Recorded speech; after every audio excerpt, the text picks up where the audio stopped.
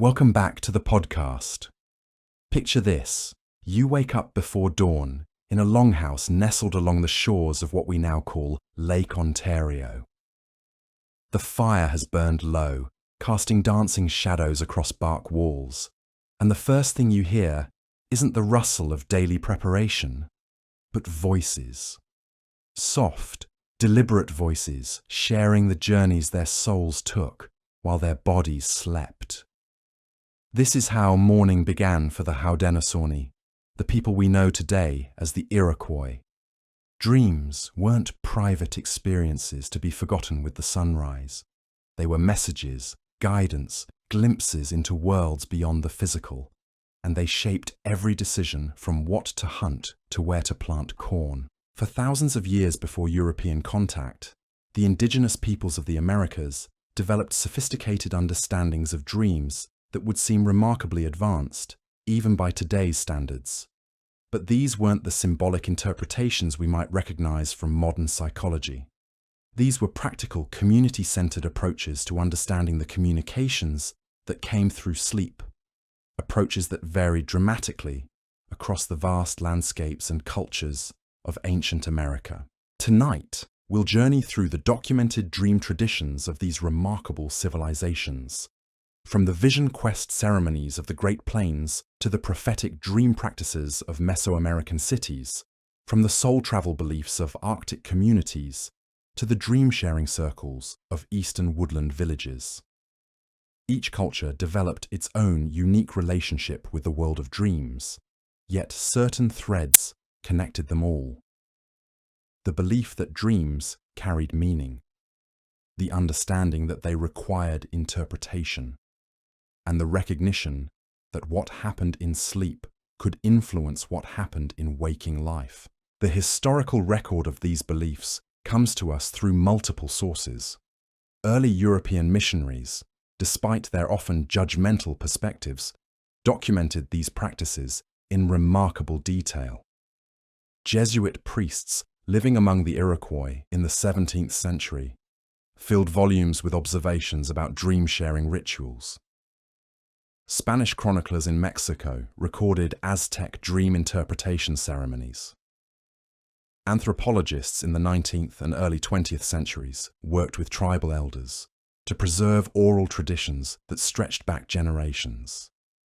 These sources, when examined carefully and respectfully, reveal belief systems of extraordinary complexity and sophistication. But before we explore these diverse traditions, we need to understand something fundamental about how ancient Americans viewed the nature of reality itself. Most indigenous cultures of the Americas operated from a worldview that differed dramatically from European concepts of what was real and what was imaginary. The boundary between waking and sleeping consciousness was often seen as permeable rather than absolute. Dreams weren't considered less real than waking experiences. They were simply different types of real experiences. Among the Anishinaabe peoples of the Great Lakes region, traditional teachings speak of humans possessing multiple souls. While the body rested, one of these souls was free to travel, to visit other realms, to communicate with spirits and ancestors, to gather information that could benefit the individual and the community. What we call dreaming, they understood as the experiences of this traveling soul. The Aztecs held similar beliefs about the Tenali, a spiritual essence located in the head that could journey to supernatural places during sleep, though this traveling carried risks if the soul stayed away too long. This understanding of dreams as soul journeys was documented across numerous cultures, but it manifested differently depending on geography, lifestyle, and local traditions. The Inuit peoples of the Arctic, whose survival depended on reading the subtle signs of ice and weather and animal behavior, understood dreams as crucial sources of information about hunting conditions and spiritual communications with the souls of animals. Plains tribes like the Lakota and Comanche saw dreams and visions as pathways to acquiring spiritual power that could aid in warfare, healing, and leadership. In the complex urban centers of Mesoamerica, dreams took on additional layers of meaning. The Aztecs maintained professional dream interpreters, specialists who studied the symbolic language of sleep and advised everyone from farmers to emperors based on their interpretations. These weren't fortune tellers or mystics in the way we might imagine, but trained practitioners who understood the cultural symbolism embedded in dream imagery and could translate these symbols into practical guidance. The Maya developed perhaps the most sophisticated dream cosmology of any ancient American culture. They understood dreaming as travel between different levels of reality. 9 underworlds, 1 middle world where we live, and 13 upper worlds. During sleep, the dreaming soul could visit any of these realms, gathering information, receiving instruction from ancestors, or negotiating with spiritual forces that influenced earthly events. This wasn't viewed as metaphorical travel, but as literal, journeying to real places that existed in dimensions parallel to our physical world. What strikes modern observers as particularly remarkable is how practical these dream traditions were. Dreams weren't considered mysterious or incomprehensible. They were treated as a form of information that required skilled interpretation, much like reading tracks in the forest or interpreting the behavior of animals. Most cultures developed systematic approaches to dream analysis that were passed down through generations of specialized knowledge keepers. Among the Iroquois, dream interpretation was so central to daily life that the Mohawk word for doctor, atechents, literally translates as one who dreams. This connection between healing and dreaming wasn't coincidental. Dreams were understood as diagnostic tools that could reveal the spiritual causes of illness, suggest appropriate treatments, or warn of future health problems. But the healing aspect was just one application of dream knowledge. Dreams also guided hunting strategies, agricultural decisions, trade negotiations, and conflict resolution. The documentation of these practices by early European observers reveals a level of systematic organization that surprised many of the chroniclers. Father Paul Lejeune, writing about the Huron in the 1630s, noted that dream interpretation wasn't left to individual whim, but followed established protocols and involved community consultation. Dreams that seemed particularly significant were discussed by councils of elders who would debate their meanings and implications for the entire village. Similar systematic approaches existed throughout ancient America. Among the Ojibwe, children began learning to remember and interpret their dreams from a very early age. They were taught that forgetting a dream was wasteful, like allowing valuable information to slip away. Special attention was paid to recurring dreams, which were understood as particularly important messages that required immediate action or careful preparation for future events. The Pueblo peoples of the Southwest developed dream traditions that were intimately connected with their agricultural cycles and ceremonial calendar. Dreams about rain, about the growth of corn, about the movement of animals, were all understood as communications from the spiritual forces that govern the success or failure of crops and the abundance or scarcity of game. These dreams influenced the timing of planting, the selection of fields, and the performance of ceremonies designed to ensure favorable conditions. But perhaps the most documented and detailed dream traditions come to us from the eastern woodlands, particularly from the Iroquois Confederacy. The Jesuit Relations, a collection of missionary reports spanning several decades in the 17th century, provides us with an unprecedented window into how these communities understood and worked with dreams on a daily basis. According to these accounts, every morning in an Iroquois village began with dream sharing. This wasn't a casual conversation over breakfast, but a formal community practice. People would gather and relate the journeys their souls had taken during the night. These weren't considered private experiences, but information that might benefit the entire community. A dream about the location of game could guide hunting parties. A dream about approaching weather could influence travel plans. A dream about conflict could prompt diplomatic missions or defensive preparations. The Iroquois developed sophisticated categories for different types of dreams. Some dreams were understood as messages from the ancestors, providing guidance based on accumulated wisdom from those who had passed on. Other dreams were communications from the spirits of animals, plants, or natural forces, offering insights into the complex relationships that governed the natural world. Still other dreams were glimpses of possible futures, not fixed prophecies, but warnings or encouragements that could influence how people prepared for coming events. What made Iroquois dream interpretation particularly sophisticated was their understanding that dreams could be actively influenced. They didn't see themselves as passive recipients of dream messages, but as participants in a dialogue with the spiritual world. Through ritual preparations, specific sleeping arrangements, and intentional requests for guidance, skilled dreamers could direct their sleeping consciousness toward particular questions or concerns. This active approach to dreaming extended to their famous practice of dream enactment. If someone had a disturbing dream that seemed to predict future misfortune, the community might stage a controlled version of the dream scenario, believing this could neutralize the negative potential while preserving any positive guidance the dream contained. If someone dreamed of being captured and tortured by enemies, fellow villagers might create a ritualized version of this experience, complete with symbolic capture and controlled applications of pain, but stopping short of actual harm. These practices reveal something profound about how ancient Americans understood the relationship between dreaming consciousness and waking reality. Dreams weren't considered separate from real life, but as another dimension of real life that required skillful navigation. The goal wasn't to dismiss dreams as fantasy, but to extract practical value from the information and experiences they provided. The seasonal patterns of dream interpretation also varied significantly across different regions and cultures. Among Arctic peoples, winter dreams carried special significance because the long nights provided extended periods for soul travel, and the harsh conditions made accurate information about hunting and weather patterns literally a matter of survival.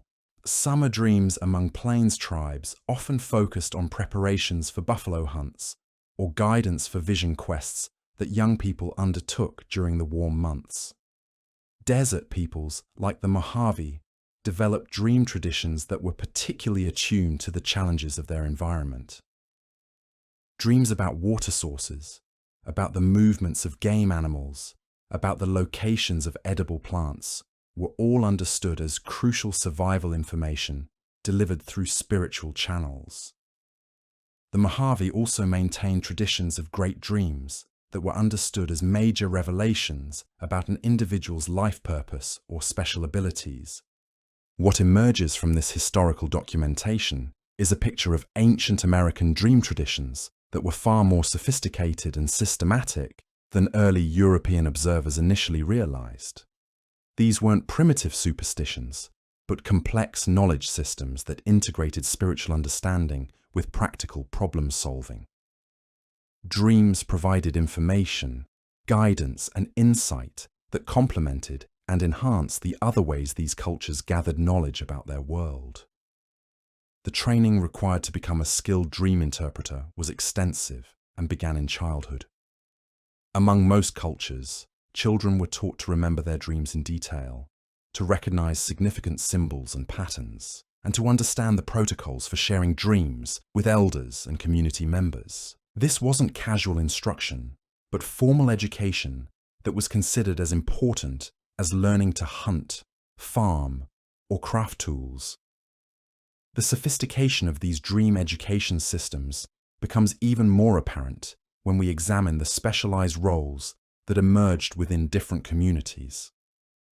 Among the Cherokee of the Southeast, certain individuals became known as dream keepers, people whose particular gift lay in remembering not just their own dreams, but helping others recall and understand theirs.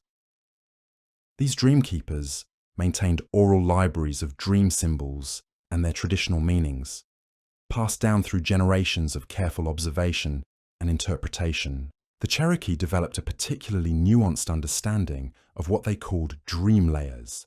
They recognized that a single dream might contain multiple levels of meaning, some relevant to the immediate future, others pointing toward long-term patterns or spiritual development.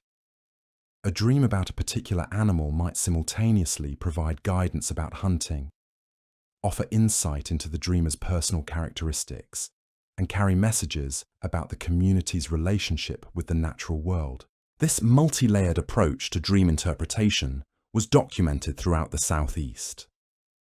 The Creek Confederacy maintained traditions that distinguished between individual dreams, which primarily concerned the dreamer's personal path, and what they called nation dreams, which carried implications for the entire community. Nation dreams were typically experienced by designated spiritual leaders and required formal interpretation by councils that included representatives from different clans and towns.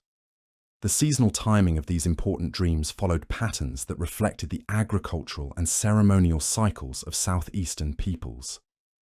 Dreams that came during the green corn ceremony, the most significant annual celebration, were considered especially powerful and were often preserved in oral tradition for years afterward. Dreams experienced during the winter storytelling season were understood to carry teachings that would unfold throughout the following year. Moving westward, the dream traditions of the Great Plains developed along different lines, shaped by the nomadic lifestyle and the spiritual significance of the buffalo. Among the Lakota, dreams were intimately connected with the concept of Wakan, the sacred power that flowed through all aspects of existence. Dreams provided one of the primary ways for individuals to connect with this power and receive guidance about their roles within the complex social and spiritual networks of Plains life.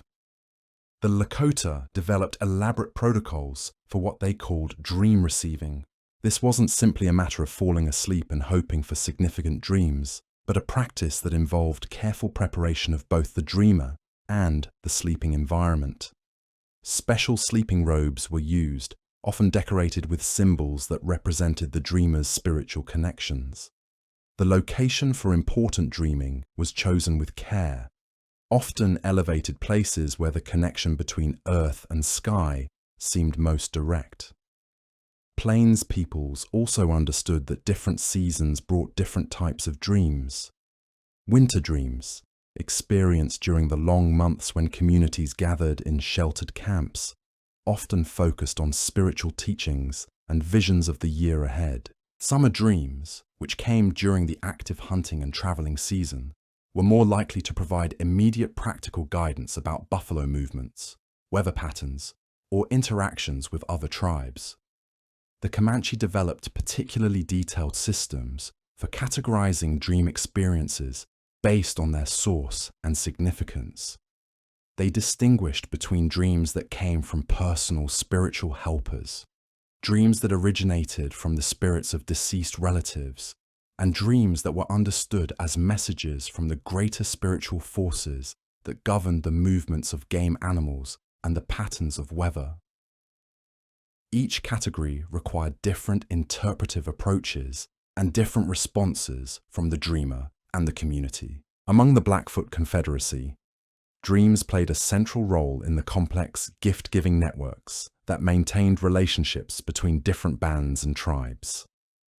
Dreams might reveal that a particular person needed assistance, or that a specific gift would be especially meaningful to a relative or ally. These dream-guided exchanges weren't considered supernatural, but as natural parts of the communication systems that held Plains societies together across vast distances. The documentation of Plains dream traditions reveals how closely these practices were integrated with the practical demands of nomadic life. Dreams about water sources were especially valued during summer travels across the often arid plains. Dreams about weather patterns helped communities prepare for the sudden storms that could arise with little warning. Dreams about the movements of buffalo herds influenced the timing and direction of major hunts that determined whether a band would have sufficient resources to survive the winter. But perhaps nowhere was the practical application of dream knowledge more thoroughly developed than among the Pueblo peoples of the Southwest. The Hopi, Zuni, and other Pueblo communities created dream traditions that were inseparable from their sophisticated agricultural systems and their detailed astronomical observations. Hopi dream interpretation was particularly focused on what they understood as the spiritual dimensions of farming. Dreams about rain were carefully analyzed to determine not just when precipitation might come, but from which direction, with what intensity, and for how long.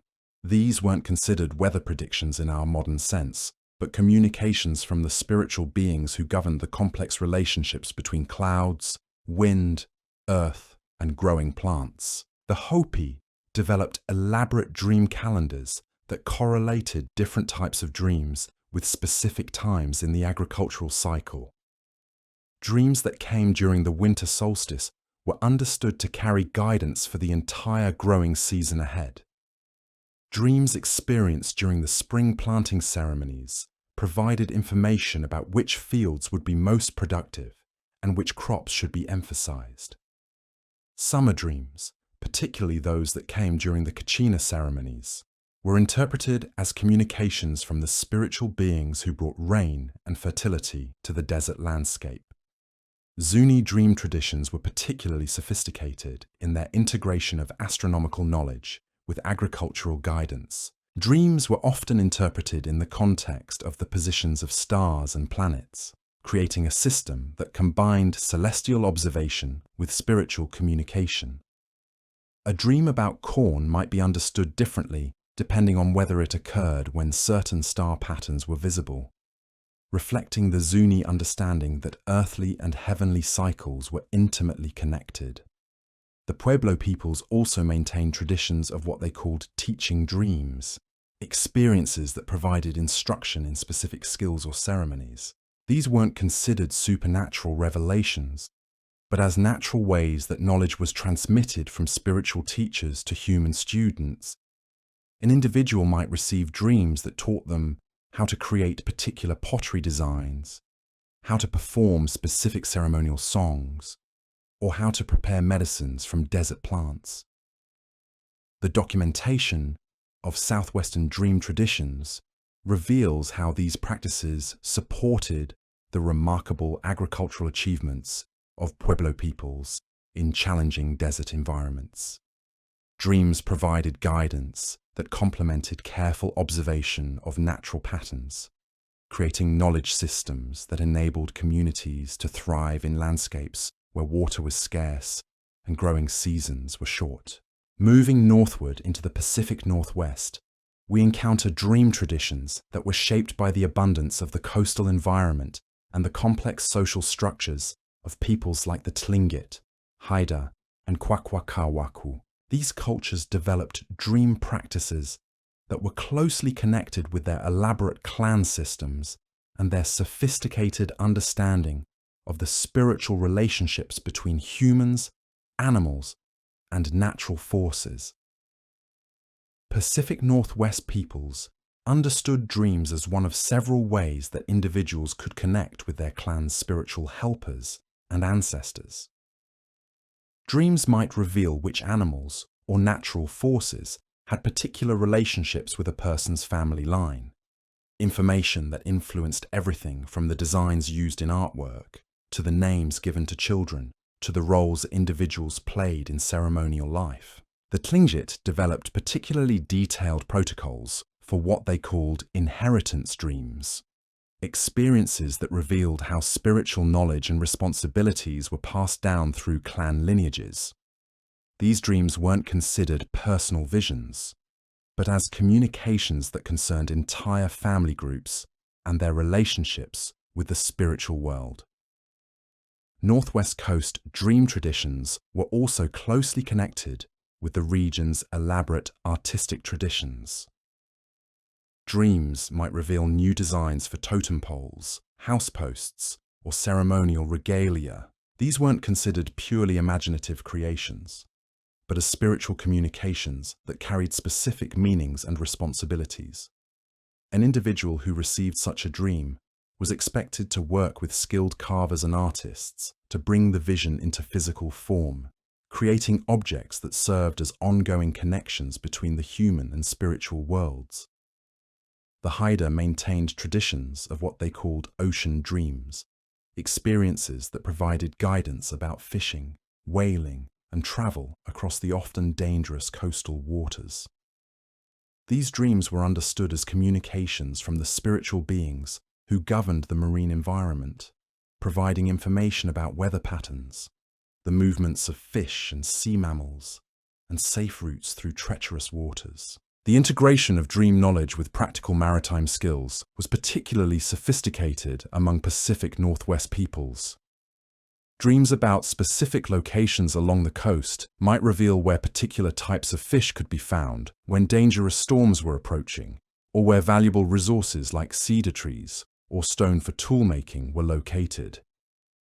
This dream-derived knowledge was combined with careful observation and extensive oral traditions to create navigation and resource management systems of remarkable effectiveness. Arctic peoples developed dream traditions that were specifically adapted to the extreme conditions and unique challenges of life in the far north. Among the Inuit, dreams were understood as essential survival tools, providing information that could mean the difference between life and death during the long winters when hunting was most difficult and dangerous. Inuit dream interpretation was particularly focused on communications with the spirits of animals, especially seals, whales, and caribou, whose movements determined the success or failure of hunting expeditions. Dreams about these animals weren't considered symbolic, but as actual conversations with spiritual beings who could choose to make game available or to withhold it depending on how humans conducted themselves. The Inuit developed elaborate protocols for preparing to receive hunting dreams. These preparations involved specific foods, particular sleeping arrangements, and careful attention to the phases of the moon and the patterns of aurora borealis, which were understood as visual manifestations of spiritual activity in the sky. Dreams also played crucial roles in Inuit navigation across the seemingly featureless expanses of ice and snow. Dreams might reveal the locations of breathing holes where seals could be hunted, the safest routes across unstable ice, or the positions of landmarks that could guide travelers during whiteout conditions when visual navigation became impossible. The documentation of Arctic dream traditions reveals knowledge systems of extraordinary sophistication, adapted to environmental conditions that required precise information about constantly changing conditions. Dreams provided a way for individuals and communities to access information that complemented their detailed observations of weather, ice conditions, and animal behavior. Throughout all these diverse regional traditions, certain common elements emerge that help us understand the fundamental principles underlying ancient American approaches to dreams. Most cultures understood dreams as communications that required active interpretation rather than passive acceptance. Dreams were considered valuable sources of information, but information that needed to be carefully analyzed and thoughtfully applied to practical situations. The role of community in dream interpretation was another consistent element across different cultures. While individuals experienced their own dreams, the meaning and significance of those dreams were typically determined through consultation with elders, specialists, or community councils. This collaborative approach to dream interpretation served multiple functions, ensuring that dream guidance was consistent with community values and practical realities, while also providing opportunities for sharing knowledge and maintaining social connections. The complexity of dream interpretation among ancient Americans becomes even more fascinating when we examine how different cultures understood the timing and context of significant dreams. Among the Ojibwe peoples of the Great Lakes region, the seasonal cycles weren't just markers of time, but indicators of when particular types of spiritual communication were most likely to occur through dreams. Winter dreams held special power among the Ojibwe because the long nights provided extended opportunities for what they understood as soul travel. During the months when ice covered the lakes and snow blanketed the forests, community members would gather in their winter lodges and pay particular attention to the dreams that came during the deepest part of the cold season. These weren't casual observations, but systematic practices based on generations of careful attention to patterns and outcomes. The Ojibwe developed detailed protocols for what they called dream preparation during these winter months. Certain foods were avoided before sleep, particular sleeping positions were adopted, and specific locations within the lodge were chosen based on their relationship to the cardinal directions and the flow of spiritual energy. These preparations weren't considered magical rituals, but practical techniques for creating the best conditions for receiving clear and useful dream communications. Spring dreams among the Ojibwe were understood to carry guidance for the year ahead, particularly regarding the maple sugar harvest, the planting of wild rice, and the movements of game animals emerging from their winter shelters. A dream about flowing water might indicate where the best maple sap would run. A dream about migrating birds could reveal the timing of their return and the locations where they would nest. These weren't symbolic interpretations, but practical information delivered through spiritual channels. The Ojibwe also maintained careful attention to what they called layered dreams, experiences that seemed to contain multiple levels of meaning unfolding over time. An elder might have a dream in winter that wouldn't become fully clear until events unfolded during the following summer. These long-term dream patterns were preserved in oral tradition and discussed during the storytelling gatherings that filled the winter evenings. Moving south into what is now the Ohio River Valley, the peoples of the eastern woodlands developed their own sophisticated approaches to understanding dreams within the context of their agricultural and ceremonial cycles. The Shawnee, for instance, understood dreams as intimately connected with the three sisters crops of corn, beans, and squash, which formed the foundation of their food system. Shawnee dream interpretation often focused on communications from what they understood as the spirits of these crops, spiritual beings who could provide guidance about planting times, field locations, and harvest expectations. A dream about corn might reveal which varieties would thrive in a particular year, or warn of insects or weather conditions that could threaten the crop. Dreams about beans could indicate how to arrange the planting to maximize the beneficial relationships between different plants. The Shawnee developed elaborate dream calendars that coordinated with their agricultural schedule. Dreams that occurred during the winter months were understood to carry guidance for the entire growing season ahead. Spring dreams provided more immediate information about planting conditions and early season challenges. Summer dreams often focused on weather patterns and the timing of harvest activities. What made Shawnee dream interpretation particularly sophisticated was their understanding of what they called community dreams, experiences that were understood to concern the welfare of the entire village rather than just the individual dreamer. These dreams were typically experienced by designated spiritual leaders, but their interpretation involved extensive consultation with councils that included representatives from different clans and family groups. The Cherokee of the Southeast developed perhaps the most detailed system for categorizing different types of dreams based on their spiritual source and practical application. They distinguished between what they called ancestor dreams, which provided guidance based on the accumulated wisdom of those who had passed on, and nature dreams, which carried communications from the spirits of animals, plants, and natural forces. Cherokee ancestor dreams were understood to offer particularly valuable guidance because they came from those who had once faced similar challenges and had learned from their experiences.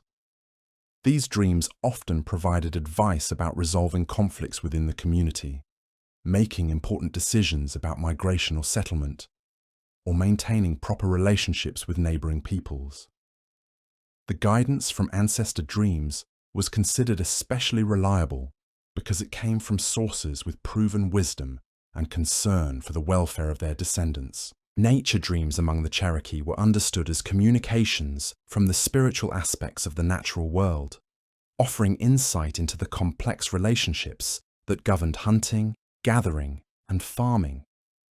A dream about a particular animal might reveal not only where that animal could be found, but also what offerings or ceremonies would be appropriate to ensure successful hunting while maintaining proper respect for the animal's spirit. The Cherokee developed elaborate protocols for what they called dream councils, formal gatherings where significant dreams were presented to community elders for interpretation and discussion.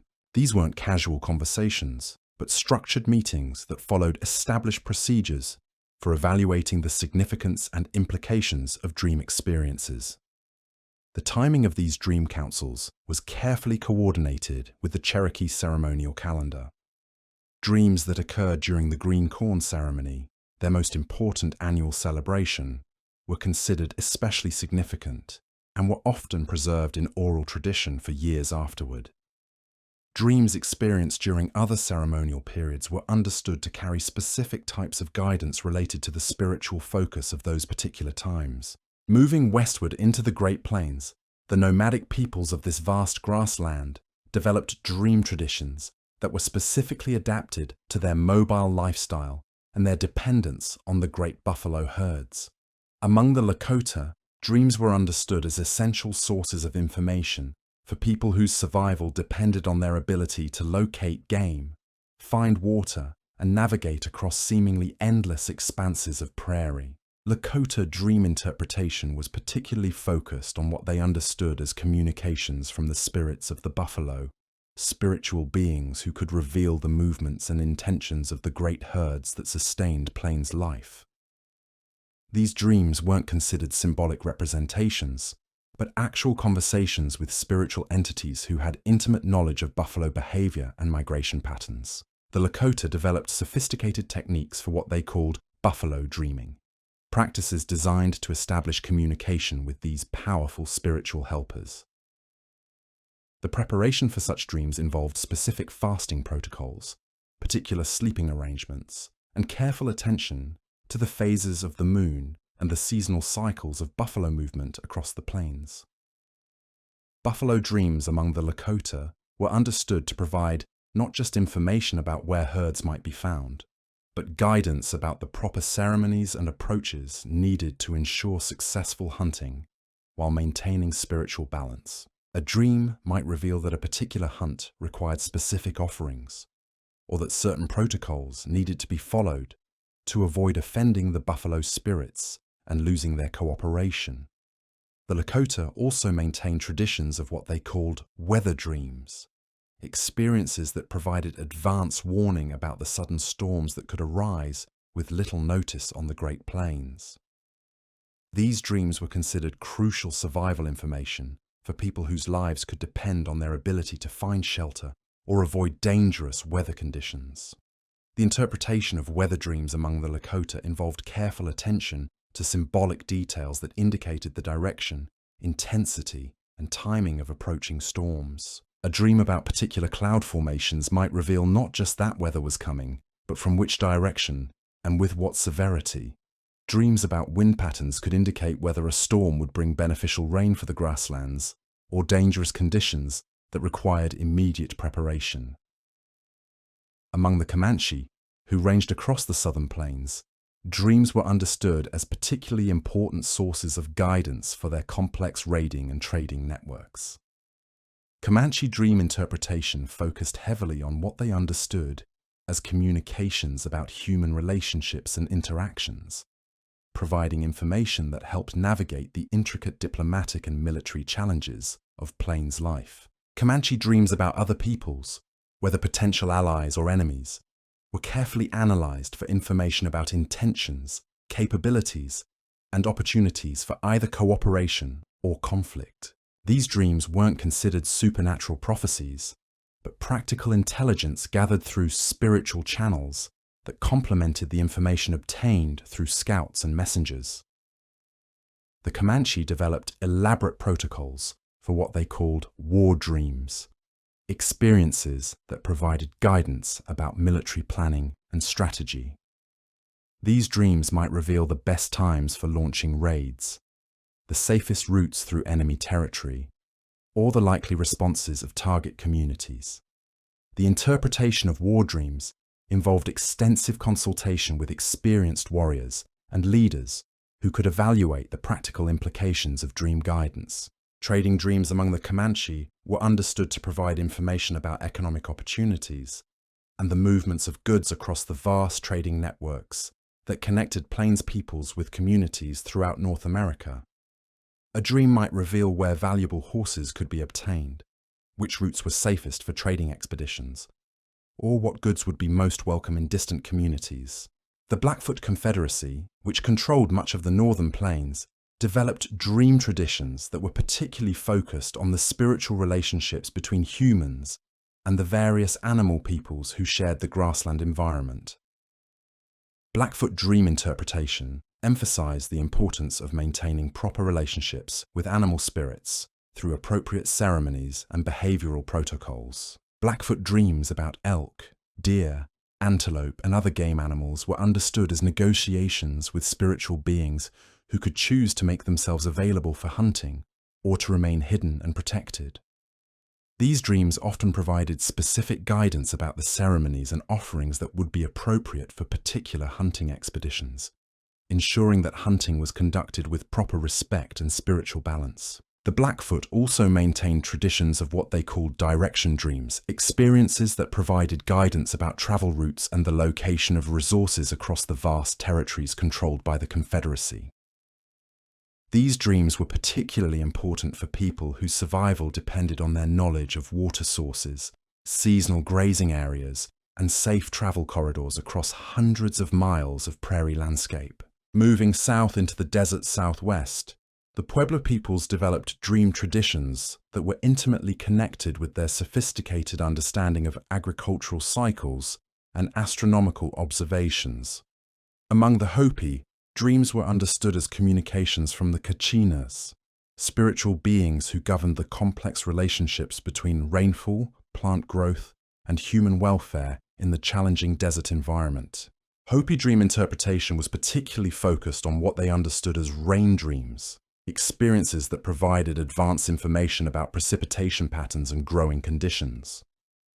These dreams weren't considered weather predictions in our modern sense, but communications from spiritual beings who had intimate knowledge of the atmospheric and terrestrial forces that brought moisture to the desert landscape. The timing of rain dreams among the Hopi was carefully coordinated with their elaborate ceremonial calendar. Dreams that occurred during the winter solstice ceremonies were understood to carry guidance for the entire agricultural year ahead. Spring dreams provided more immediate information about planting conditions and early season moisture. Summer dreams often focused on the crucial monsoon season that could determine the success or failure of the year's crops. Hopi dream interpretation also involved careful attention to the symbolic language used by the Kachina spirits to communicate information about agricultural conditions.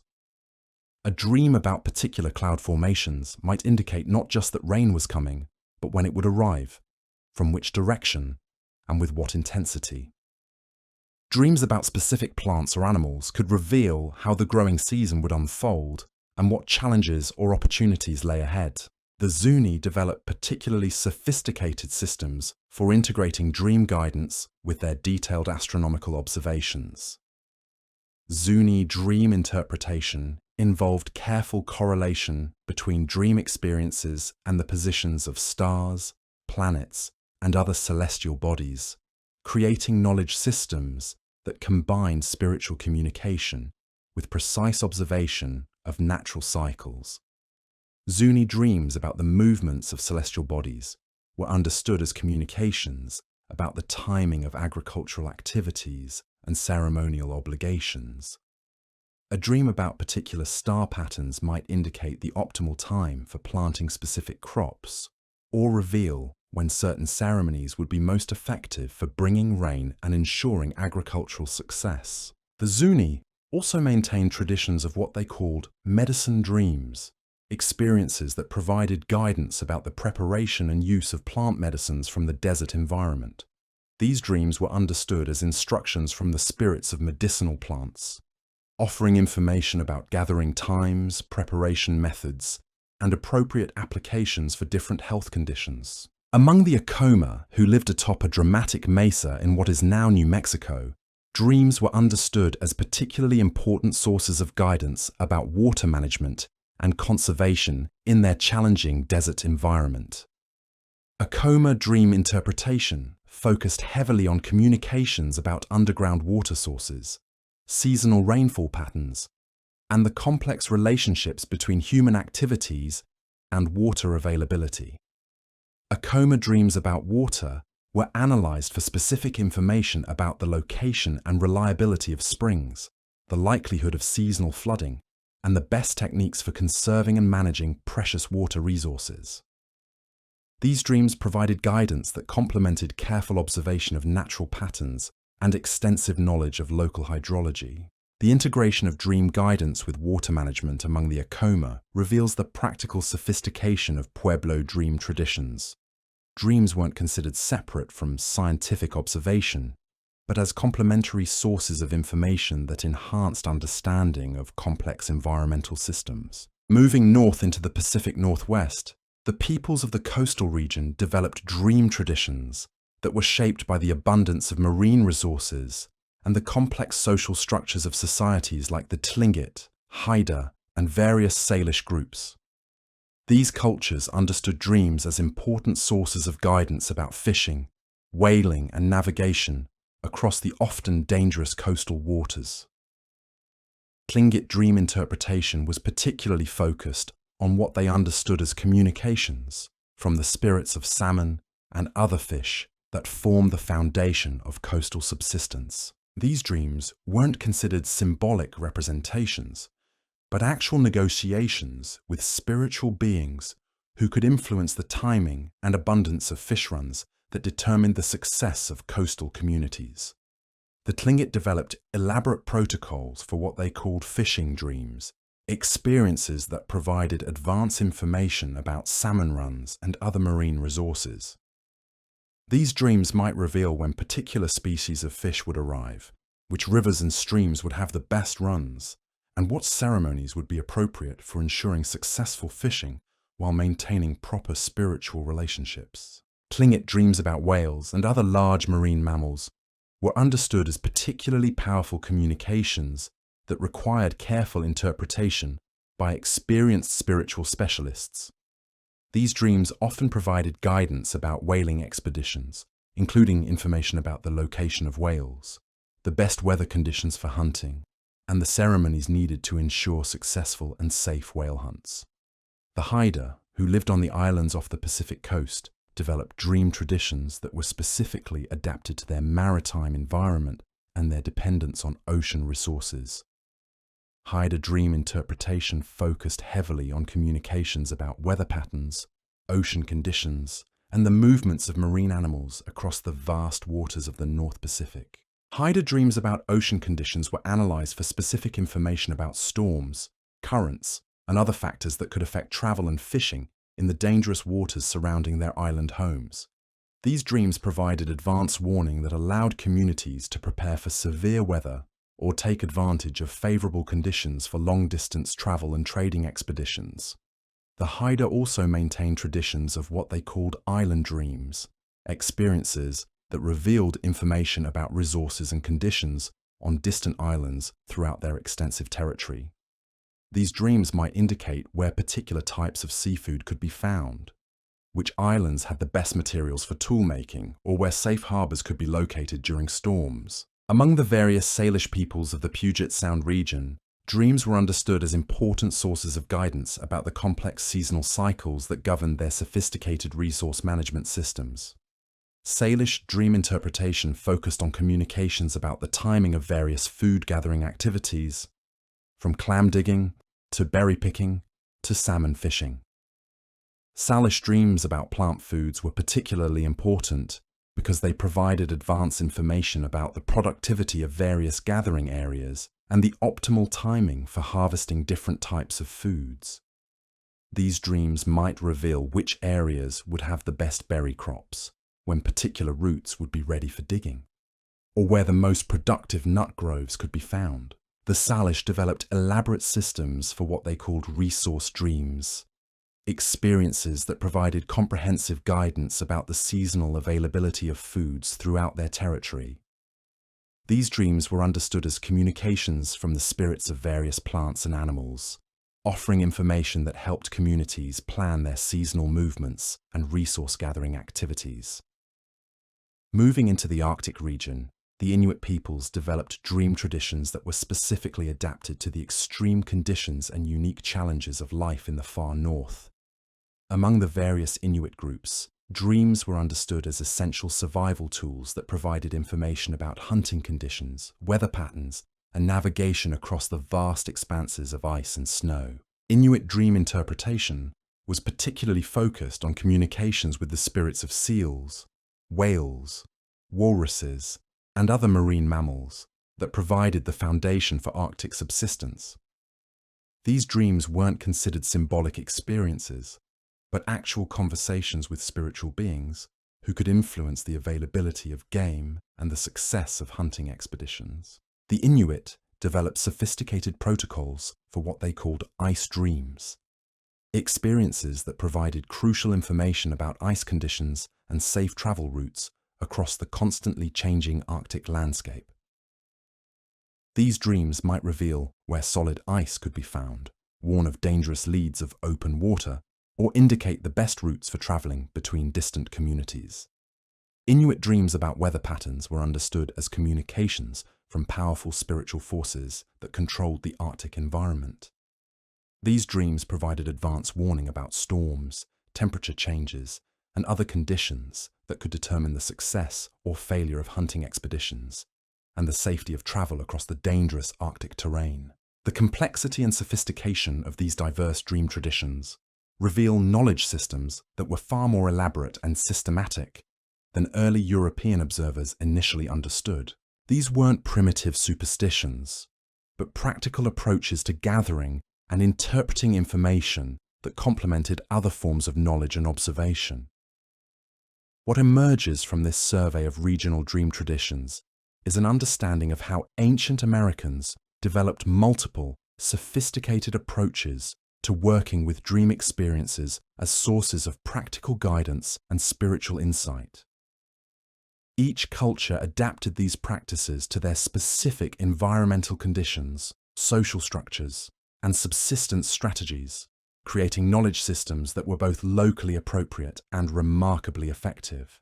The documentation of these practices in historical and anthropological records provides us with a window into worldviews that understood dreams not as random mental events, but as meaningful communications that required careful attention and skilled interpretation. These traditions represent some of humanity's most sophisticated approaches to understanding and working with the mysterious realm of sleep and dreaming. The diversity of ancient American dream traditions becomes even more remarkable when we examine how these practices were passed down through generations and integrated into the fundamental structures of community life. Among the Seneca, one of the 6 nations of the Haudenosaunee Confederacy, the transmission of dream knowledge followed carefully structured pathways that ensured this crucial information remained accurate and accessible to future generations. Seneca children began learning about dreams almost as soon as they could speak. Elders would sit with young ones during the quiet hours after the evening meal, sharing stories that weren't just entertainment, but educational tools designed to teach the symbolic language of dreams. A story about a bear might simultaneously convey information about the animal's behavior, its spiritual significance, and how dreams featuring bears should be interpreted based on the specific details and context of the dream experience. The Seneca developed what they called dream apprenticeships, formal arrangements where young people who showed particular aptitude for dream recall and interpretation would be paired with experienced dream keepers. These apprenticeships could last for years and involved not just learning to interpret dreams, but understanding the complex social protocols around dream sharing and the responsibilities that came with possessing this specialized knowledge. One of the most fascinating aspects of Seneca dream education was their understanding that dream interpretation required knowledge of multiple domains. A skilled dream interpreter needed to understand the seasonal patterns of animal behavior, the agricultural cycles of different plants, the social dynamics of the community, and the historical patterns that had shaped their people's experiences over generations. Dreams weren't interpreted in isolation, but as part of a comprehensive understanding of how all these different elements interacted. The Seneca maintained detailed oral records of significant dreams that had guided their communities through important historical events. These weren't considered religious texts, but practical case studies that provided examples of how dream guidance had been successfully interpreted and applied in the past. Young dream apprentices would study these historical examples, learning to recognize patterns and principles that could be applied to contemporary dream experiences. Among the Mohawk, another member of the Haudenosaunee Confederacy, dream interpretation was closely integrated with their sophisticated understanding of seasonal cycles and agricultural planning. The Mohawk developed elaborate systems for what they called planting dreams, experiences that provided guidance about crop selection, field preparation, and timing of agricultural activities. Mohawk planting dreams were understood to come from the spirits of the three sisters' crops, corn, beans, and squash, which formed the foundation of eastern woodland agriculture. These dreams might reveal which varieties of corn would thrive in a particular year, how to arrange the planting to maximize the beneficial relationships between different crops, or when weather conditions would be optimal for specific agricultural activities. The interpretation of planting dreams among the Mohawk involved extensive consultation with agricultural specialists, elders who had accumulated decades of experience with crop production and seasonal patterns. These consultations weren't casual conversations, but formal meetings where dream content was carefully analyzed in the context of soil conditions, weather observations, and historical patterns of agricultural success and failure. Mohawk communities maintained what they called dream gardens, special plots where crops were grown according to guidance received through dreams. These gardens served as testing grounds where dream-derived agricultural information could be evaluated and refined through practical experience. The results from these experimental plots were carefully observed and recorded, creating a feedback system that helped improve the accuracy of dream interpretation over time. Moving westward into the Ohio River Valley, the Shawnee developed dream traditions that were particularly focused on their complex seasonal migrations between summer and winter settlements. Shawnee dream interpretation provided crucial guidance about the timing of these movements, the best routes to follow, and the conditions they would encounter at their seasonal destinations. Shawnee migration dreams were understood as communications from spiritual helpers, who had intimate knowledge of geographic conditions across the vast territories the Shawnee traveled. These dreams might reveal where water sources could be found along migration routes, which mountain passes would be safe during winter travel, or where game would be abundant at different seasonal camps. The Shawnee developed elaborate protocols for what they called journey preparation dreams, experiences that occurred in the weeks before major seasonal movements. These dreams were understood to provide comprehensive guidance about every aspect of the upcoming journey, from the selection of routes to the preparation of equipment to the timing of departure and arrival.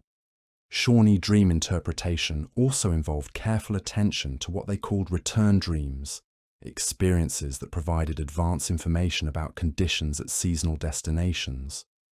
A dream about the winter camp might reveal how severe the cold season would be, whether stored food supplies would be adequate, or what repairs would be needed to winter shelters. Similarly, dreams about summer settlements could indicate whether favorite fishing spots would be productive, which gathering areas would have abundant wild foods, or whether conflicts with neighboring peoples might require diplomatic attention. Among the Miami peoples of the Great Lakes region, dreams played crucial roles in their sophisticated trade networks that connected communities across vast distances. Miami dream interpretation was particularly focused on what they understood as communications about trade opportunities, the movements of valuable goods, and the intentions of trading partners throughout their extensive commercial relationships. Miami trading dreams were understood as information from spiritual sources who could observe the activities of distant communities and the movement of goods across the trade routes that crisscross the continent. These dreams might reveal where valuable materials like copper or shell could be obtained, which communities had surplus goods available for trade, or when trading expeditions would be most successful. The Miami developed detailed systems for what they called partnership dreams, experiences that provided guidance about relationships with trading partners and the protocols needed to maintain successful commercial relationships. These dreams were understood as communications about the intentions and capabilities of other peoples, offering information that helped Miami traders navigate the complex social and economic networks of Great Lakes commerce. Miami communities maintained formal councils of trade interpreters, specialists who combined extensive knowledge of commercial networks with expertise in dream interpretation.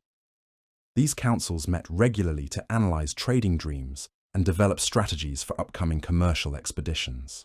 The guidance from these councils influenced decisions about which goods to prepare for trade, which routes to follow, and which partnerships to pursue or avoid. In the Southeast, the Creek Confederacy developed dream traditions that were intimately connected with their complex political structures and their sophisticated understanding of diplomatic relationships between different towns and clans.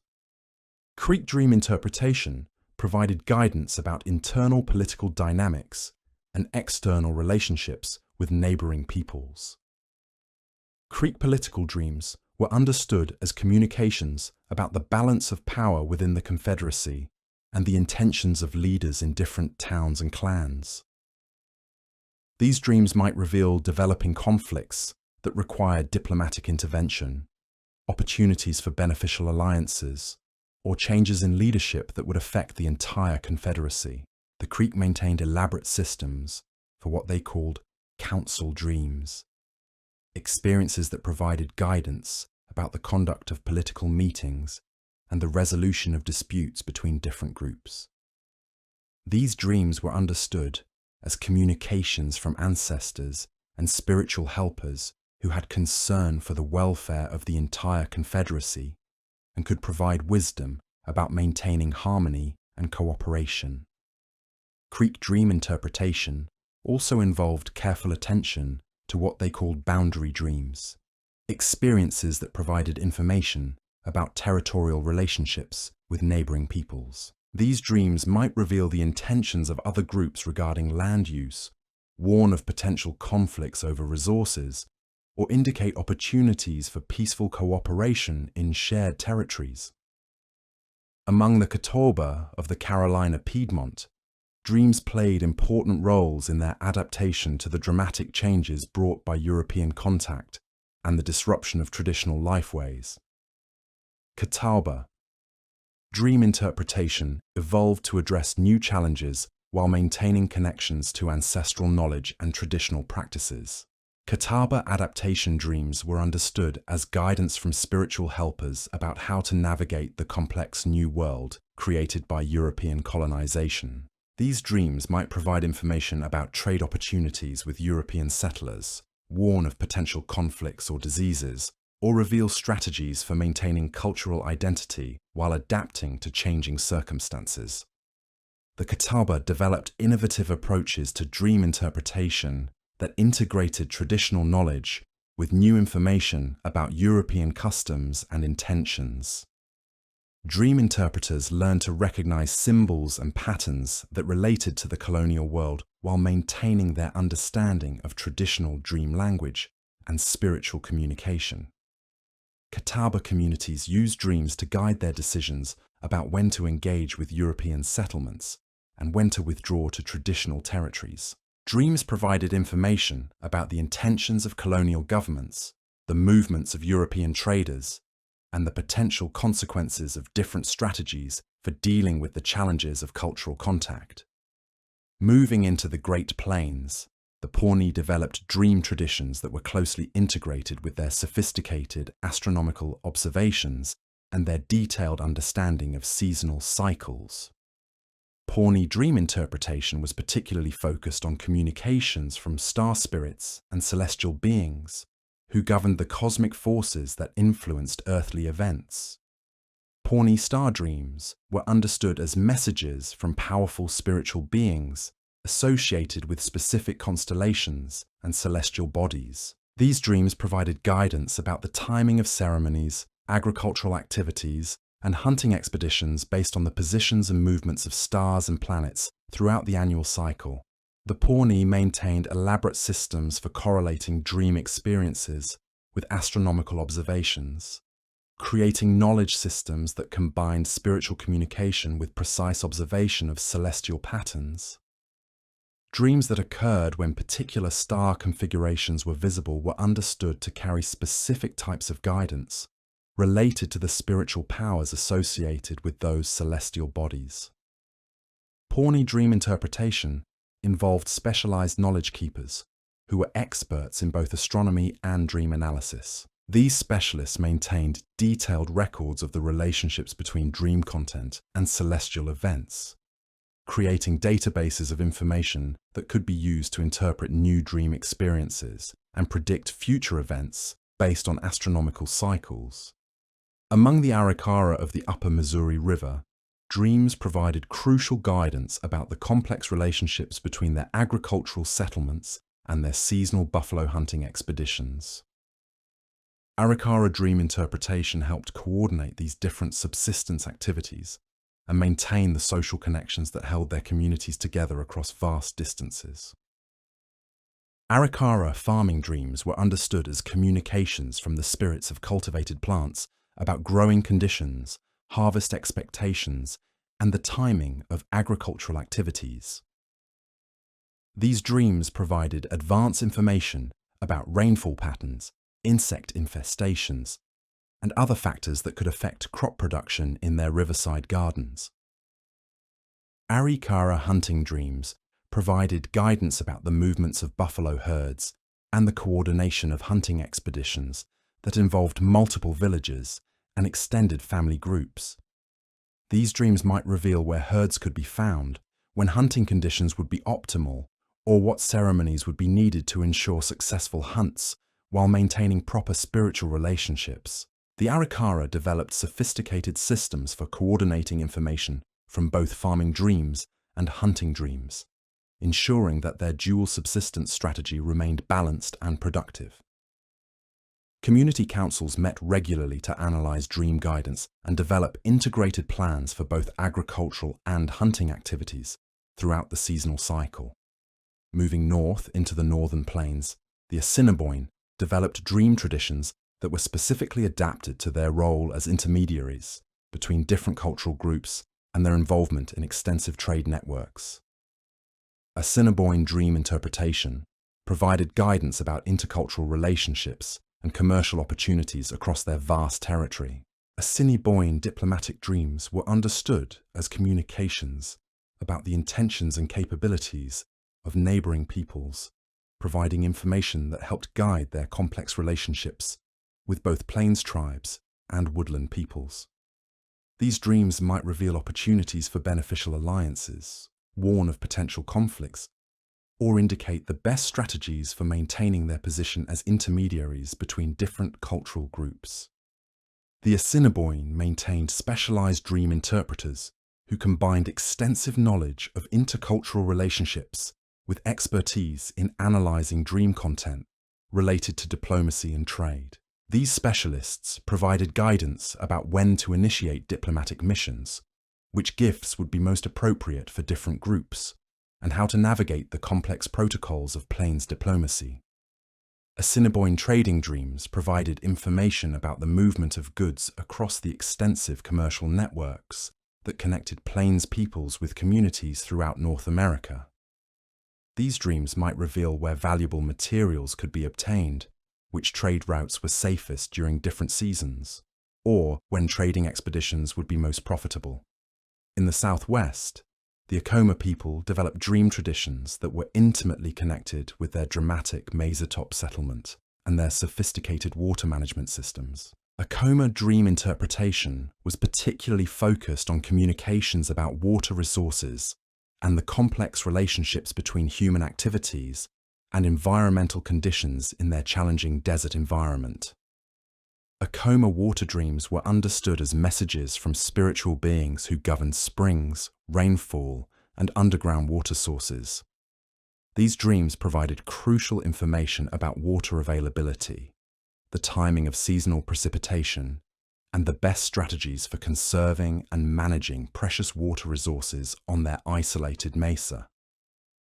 The Akoma developed elaborate protocols for what they called conservation dreams, experiences that provided guidance about sustainable resource use and long-term environmental planning. These dreams were understood as communications from spiritual helpers who had concern for the long-term welfare of the community and could provide wisdom about maintaining balance between human needs and environmental limitations. Akoma dream interpretation also involved careful attention to what they called mesa dreams, experiences that provided information about conditions on their dramatic mesa-top home and the surrounding landscape.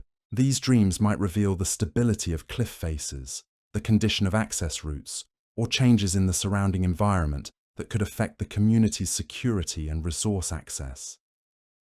Among the Cochiti Pueblo, dreams played important roles in their elaborate ceremonial calendar and their sophisticated understanding of seasonal cycles. Cochiti dream interpretation was closely integrated with their detailed knowledge of astronomical patterns and agricultural timing. Cochiti ceremony dreams were understood as guidance from spiritual beings about the proper conduct of rituals and the timing of ceremonial activities. These dreams provided information about which ceremonies would be most effective for bringing rain, ensuring agricultural success, or maintaining proper relationships with spiritual forces. The Cochiti maintained specialized dream keepers who were responsible for interpreting ceremonial dreams and coordinating this guidance with the community's elaborate ritual calendar. These specialists combined extensive knowledge of ceremonial protocols with expertise in dream analysis, ensuring that spiritual guidance was properly integrated into community activities. Cochiti seasonal dreams provided advance information about weather patterns, growing conditions, and the timing of various subsistence activities throughout the annual cycle. These dreams were understood as communications from spiritual beings who governed the complex relationships between celestial cycles, weather patterns, and agricultural productivity. Moving into the Great Basin region, the Shoshone peoples developed dream traditions that were specifically adapted to their mobile lifestyle and their sophisticated knowledge of desert resources. Shoshone dream interpretation provided guidance about the location of water sources, the availability of wild foods, and the best strategies for surviving in the challenging basin environment. Shoshone resource dreams were understood as communications from the spirits of desert plants and animals about the timing and location of various subsistence opportunities. These dreams might reveal where pine nuts would be abundant in a particular year, which areas would have the best grass seed harvests, or where antelope could be found during different seasons. The Shoshone developed elaborate systems for what they called travel dreams, experiences that provided guidance about movement across their vast territory and the conditions they would encounter in different areas. These dreams were understood as information from spiritual helpers who could observe conditions across the entire basin region and provide advance warning about resource availability or potential hazards. Shoshone dream interpretation also involved careful attention to what they called weather dreams, experiences that provided advance information about precipitation patterns and temperature conditions that could affect travel and resource gathering activities. These dreams were particularly important for people whose survival depended on their ability to predict and adapt to rapidly changing environmental conditions. Among the Paiute peoples of the Eastern Great Basin, dreams provided crucial guidance about their complex seasonal rounds and their sophisticated understanding of desert ecology. Paiute dream interpretation was particularly focused on communications about the intricate relationships between different plant and animal communities and the optimal timing for various subsistence activities. Paiute plant dreams were understood as messages from the spirits of various desert plants about their growth patterns, nutritional content, and medicinal properties. These dreams provided advance information about when different plants would be ready for harvest, which areas would have the most productive gathering opportunities, and how to process and prepare different plant foods for maximum nutritional benefit. The Paiute maintained detailed knowledge about the relationships between dream content and ecological patterns, creating sophisticated systems for interpreting spiritual communications in the context of their extensive understanding of desert environments. Dream interpreters combined spiritual knowledge with practical expertise in desert ecology, ensuring that dream guidance was properly integrated with empirical observations of environmental conditions. Paiute water dreams provided crucial information about the location and reliability of water sources in their arid environment. These dreams were understood as communications from spiritual beings who governed springs and seasonal water sources, providing advance warning about dry periods and guidance about the best strategies for water conservation and management. Throughout all these diverse regional traditions, what emerges is a picture of dream interpretation systems that were far more sophisticated and practical than early European observers initially understood. These weren't mystical practices divorced from everyday reality, but integrated knowledge systems that combined spiritual understanding with detailed empirical knowledge of local environments, social relationships, and seasonal patterns. The complexity of these dream traditions reveals how ancient Americans developed multiple, complementary approaches to gathering and interpreting information about their world. Dreams provided one source of guidance that was integrated with careful observation of natural patterns, extensive oral traditions, and accumulated practical experience to create comprehensive knowledge systems that supported successful adaptation to diverse environments and complex social challenges. The historical documentation of these practices provides us with insights into worldviews that understood human consciousness as capable of accessing information through non-ordinary means, while maintaining sophisticated standards for evaluating and applying this information in practical contexts. These traditions represent some of humanity's most elaborate approaches to understanding and working with the realm of dreams and their potential connections to broader patterns of meaning and guidance in the natural and social world. The training and education of dream interpreters among ancient American peoples reveals knowledge systems of extraordinary depth and sophistication. Among the Potawatomi of the Great Lakes region, the path to becoming a skilled dream reader required decades of careful instruction that began in early childhood and continued throughout a person's lifetime. Potawatomi children who showed particular aptitude for remembering dreams in vivid detail were identified by community elders and gradually introduced to the complex symbolic language that governed dream interpretation. This wasn't casual instruction, but formal education that paralleled other essential skills like hunting, farming, or crafting tools. Young apprentices learned to recognize the subtle differences between dreams that provided personal guidance and those that carried messages for the entire community. The Potawatomi understanding of dream symbolism was remarkably nuanced. A dream featuring a particular bird might carry completely different meanings depending on the season when it occurred, the behavior of the bird in the dream, the direction it was flying, and even the specific location where the dreamer encountered it. Apprentice dream interpreters spent years learning these intricate symbolic relationships and how they connected to practical realities of daily life. Potawatomi dream education also involved extensive training in what they called dream listening, the ability to help others recall and articulate dream experiences that might otherwise be forgotten or poorly understood. Skilled dream interpreters learn techniques for asking the right questions, creating safe environments for dream sharing, and helping community members recognize significant details they might have overlooked. The seasonal timing of dream education among the Potawatomi followed carefully structured patterns. Winter months, when communities gathered in permanent villages, were considered optimal times for intensive dream instruction. During these long evenings, apprentices would sit with experienced interpreters and study hundreds of recorded dream examples, learning to recognize patterns and principles that could be applied to new situations. Spring dream instruction focused on agricultural guidance and the interpretation of dreams related to planting, weather patterns, and crop selection.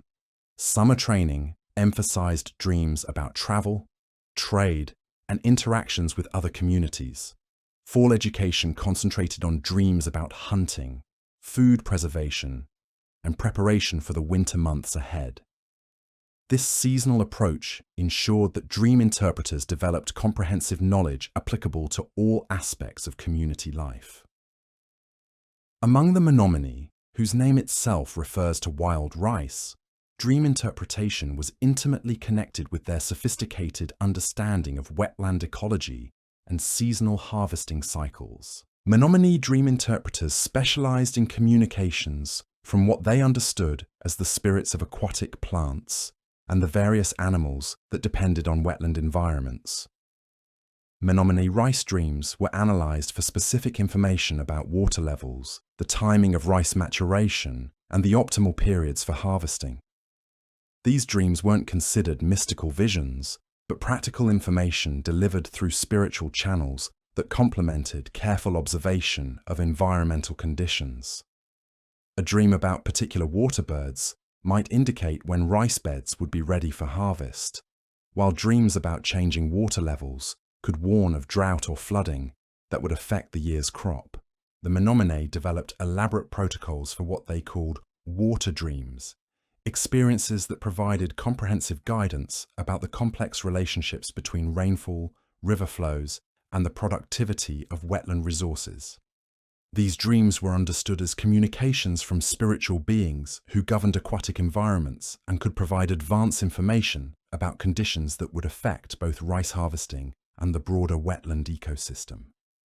Menominee dream interpretation also involved careful attention to seasonal indicators that helped determine the accuracy and timing of dream guidance.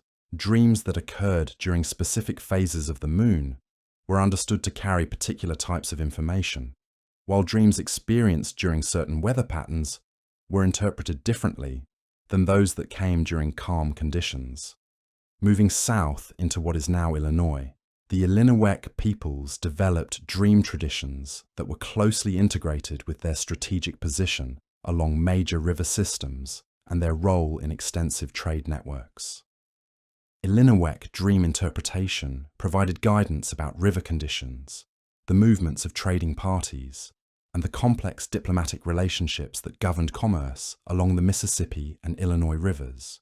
Illiniwek river dreams were understood as communications from spiritual beings who governed water transportation and could provide advance information about flood conditions, ice formations, and other factors that affected travel along major waterways.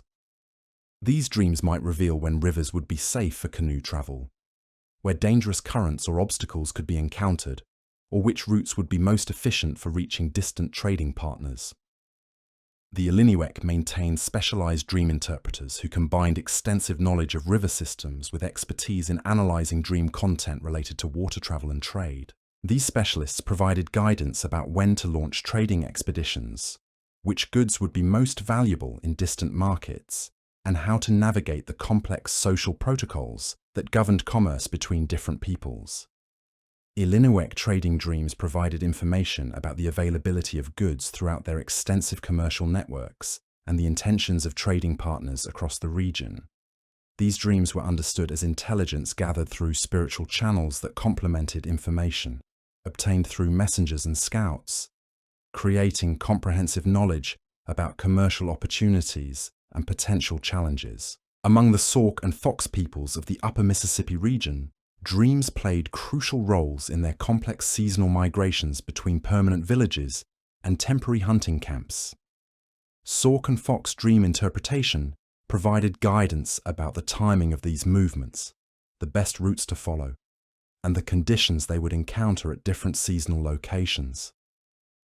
Sauk and Fox migration dreams were understood as communications from spiritual helpers who had intimate knowledge of geographic conditions across the vast territories these peoples travelled.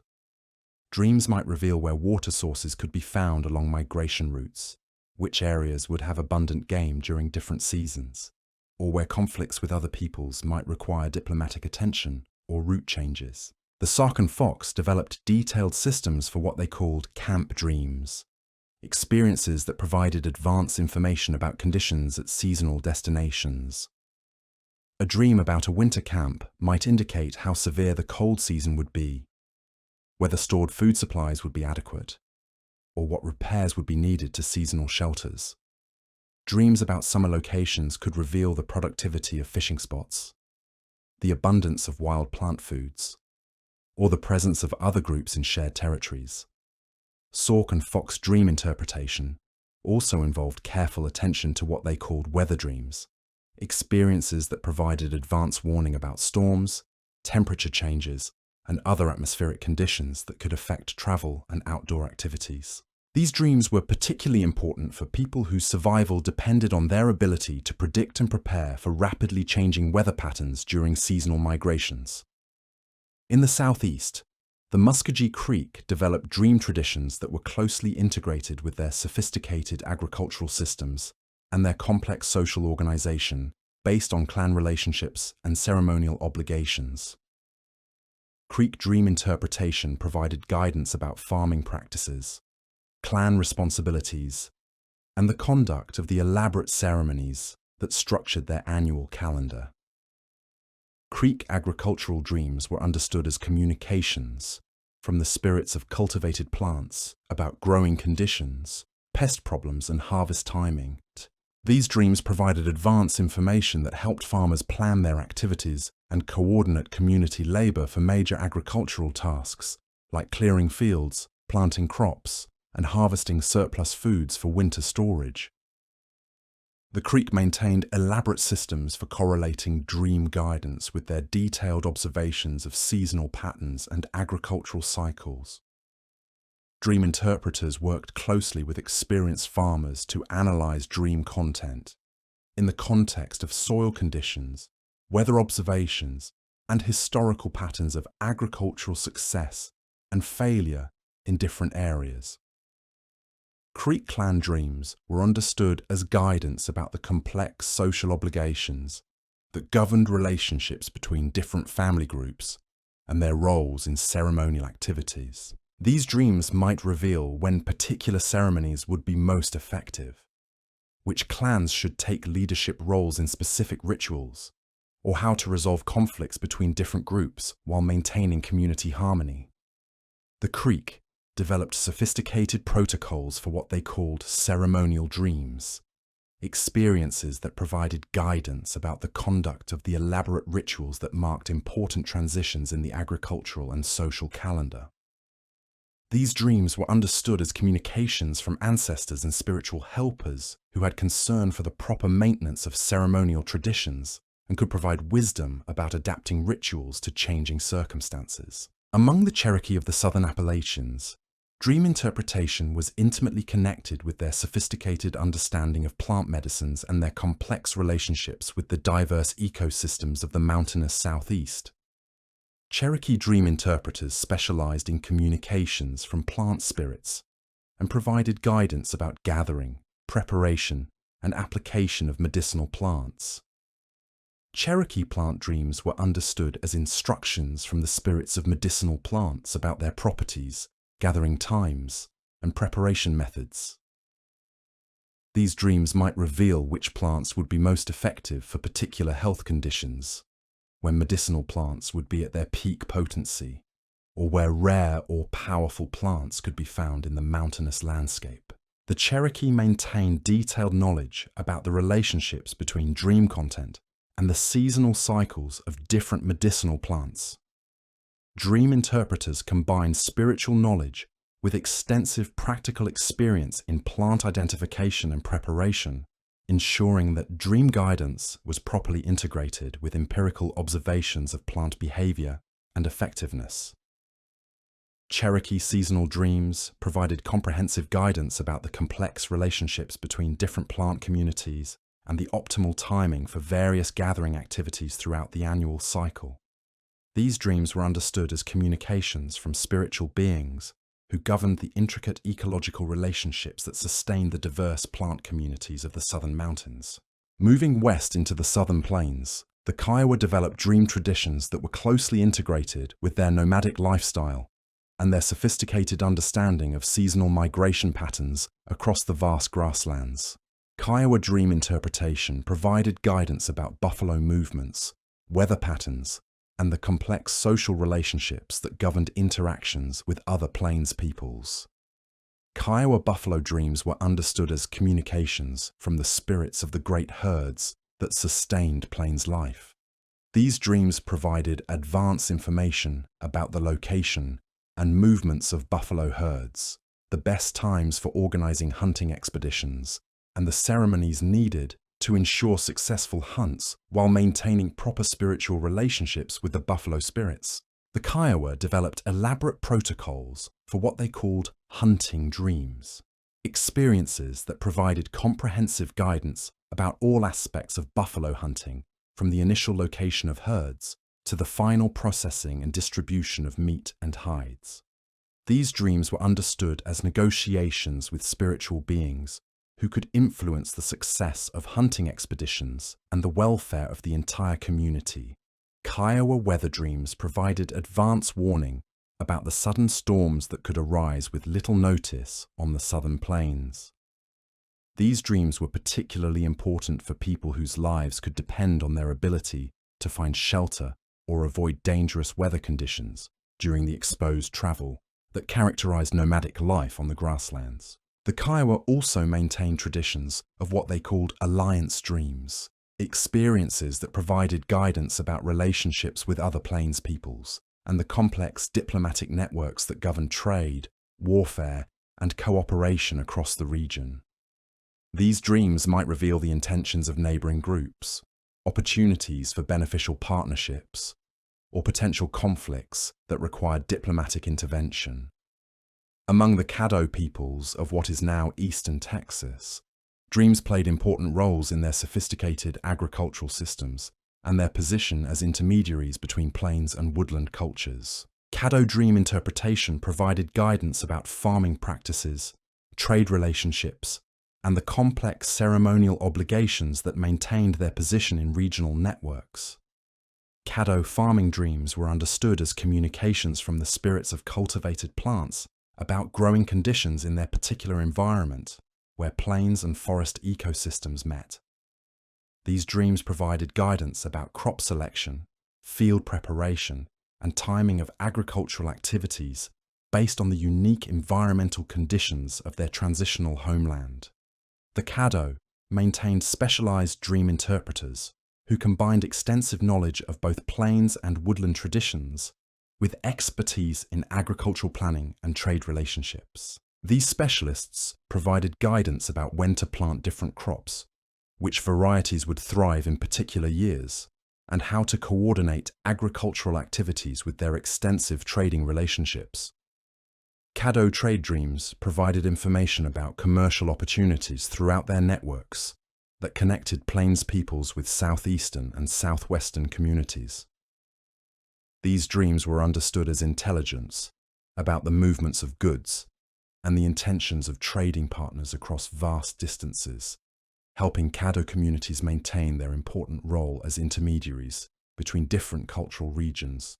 In the southwest, the Tohono O'odham people of the Sonoran Desert developed dream traditions that were intimately connected with their sophisticated understanding of desert ecology and their complex relationships with the seasonal cycles of arid environments. Tohono O'odham dream interpretation provided guidance about water sources, the timing of desert plant harvests, and the intricate relationships between human activities and desert ecosystems. Tohono O'odham desert dreams were understood as communications from the spirits of desert plants and animals about resource availability and the optimal timing for various subsistence activities. These dreams might reveal where saguaro fruits would be most abundant, when particular cacti would be ready for harvest, or where rare desert animals could be found during different seasons. The Tohono O'odham developed elaborate systems for correlating dream guidance with their detailed observations of desert phenology and seasonal patterns. Dream interpreters worked closely with experienced gatherers and hunters to analyze dream content in the context of rainfall patterns, temperature cycles, and the complex ecological relationships that governed desert productivity. Tohono O'odham rain dreams were particularly important because they provided advanced information about precipitation patterns in an environment where water availability determined the success or failure of both wild plant harvests and agricultural activities. These dreams were understood as communications from spiritual beings who governed atmospheric conditions and could provide crucial guidance about when and where precipitation would occur. Moving north into the Great Basin, the Ute peoples developed dream traditions that were specifically adapted to their mobile lifestyle and their sophisticated knowledge of mountain and desert ecosystems. Ute dream interpretation provided guidance about seasonal migrations, resource availability, and the complex relationships between different environmental zones throughout their vast territory. Ute seasonal dreams were understood as communications about the optimal timing for movements between different elevational zones and the resources that would be available in mountain, foothill, and desert areas during different times of the year. These dreams provided advanced information that helped guide decisions about when to move to higher elevations for summer gathering and hunting activities, and when to return to lower desert areas for winter shelter. The Ute maintained detailed knowledge about the relationships between dream content and the complex seasonal cycles that governed resource availability across their diverse territory. Dream interpreters combined spiritual knowledge with extensive practical experience in mountain and desert ecology, ensuring that dream guidance was properly integrated with empirical observations of environmental conditions. Ute hunting dreams provided information about the movements and behavior of game animals across the diverse ecosystems of their territory. These dreams were understood as communications from animal spirits who could reveal where deer, elk, and other game could be found during different seasons, and what ceremonies would be appropriate for ensuring successful hunts. Among the Washoe people of the Lake Tahoe region, dreams played crucial roles in their sophisticated understanding of high-altitude ecosystems and their complex seasonal rounds between lake, mountain, and valley environments. Washoe dream interpretation provided guidance about the timing of seasonal movements and the resources available in different environmental zones. Washoe pine nut dreams were particularly important because they provided advanced information about the productivity of pine nut groves that formed a crucial part of their subsistence system. These dreams were understood as communications from the spirits of pine trees about the timing and abundance of nut harvests and the best strategies for gathering and processing this essential food source. The Washoe developed elaborate protocols for what they called elevation dreams, experiences that provided guidance about conditions at different altitudes and the optimal timing for seasonal movements between lake, foothill, and mountain environments.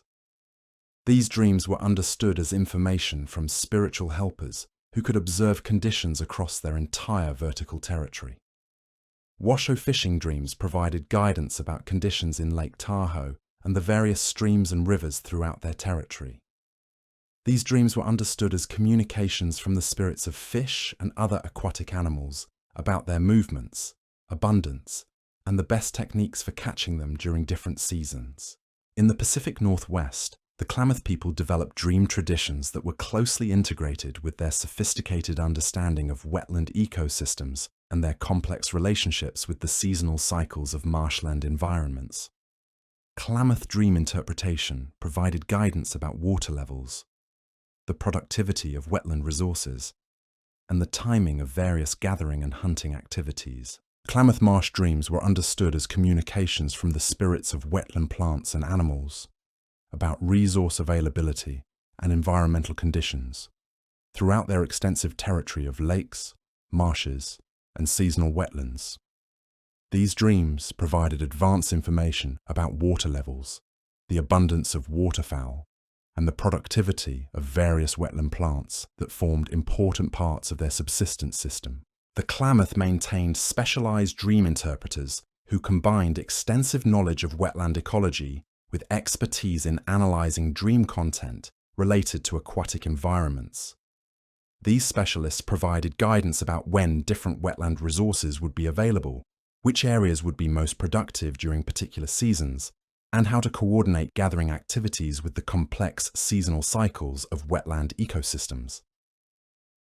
Klamath waterfowl dreams provided information about the movements and abundance of the various ducks, geese, and other birds that formed important parts of their subsistence system. These dreams were understood as communications from bird spirits about their migration patterns, nesting activities, and the optimal timing for hunting different species. Among the Modoc people of the volcanic plateau region, dreams provided guidance about their complex relationships with the challenging environments of lava beds, seasonal lakes, and high desert ecosystems. Modoc dream interpretation was particularly focused on communications about water sources and the seasonal availability of resources in their demanding homeland. Modoc water dreams were crucial because they provided information about the location and reliability of springs and seasonal water sources in their arid environment. These dreams were understood as communications from spiritual beings who governed underground water sources and could provide advance warning about dry periods or reveal the locations of hidden springs. The Modoc developed elaborate systems for correlating dream guidance with their detailed observations of seasonal patterns and environmental cycles. Dream interpreters worked closely with experienced hunters and gatherers to analyze dream content in the context of rainfall patterns, temperature cycles, and the complex relationships between different environmental zones. Modoc hunting dreams provided information about the movements of game animals across the diverse and often challenging terrain of their territory. These dreams were understood as communications from animal spirits, who could reveal where deer, antelope, and other game could be found, and what strategies would be most effective for hunting in the volcanic landscape. Throughout all these diverse cultural traditions, certain fundamental principles emerge that help us understand the sophisticated approaches ancient Americans developed for working with dream experiences. Most cultures understood dreams as requiring active interpretation rather than passive acceptance, and they developed systematic methods for analyzing dream content in the context of practical knowledge about environmental conditions, seasonal patterns, and social relationships. The role of specialized knowledge keepers was another consistent element across different regions and cultures. While individuals experienced their own dreams, the interpretation and application of dream guidance typically involved consultation with experienced specialists who had spent decades learning the complex symbolic languages and practical applications of dream knowledge within their particular cultural and environmental contexts. The integration of dream guidance with other forms of knowledge was also a universal characteristic of ancient American dream traditions. Dreams weren't considered separate from or superior to empirical observation, but as complementary sources of information that enhanced understanding of complex environmental and social systems. This integration created comprehensive knowledge systems that supported successful adaptation to diverse environments and changing circumstances. The seasonal timing and cultural contexts of dream experiences were carefully attended to across all traditions. Most cultures recognized that different types of dreams occurred at different times of the year, and that the interpretation of dream content needed to take into account the specific circumstances under which dreams occurred. This attention to context reflects sophisticated understanding of the relationships between human consciousness, environmental cycles, and social patterns. The practical applications of dream guidance were remarkably consistent across different cultures, focusing on subsistence activities, resource management, social relationships, and environmental adaptation.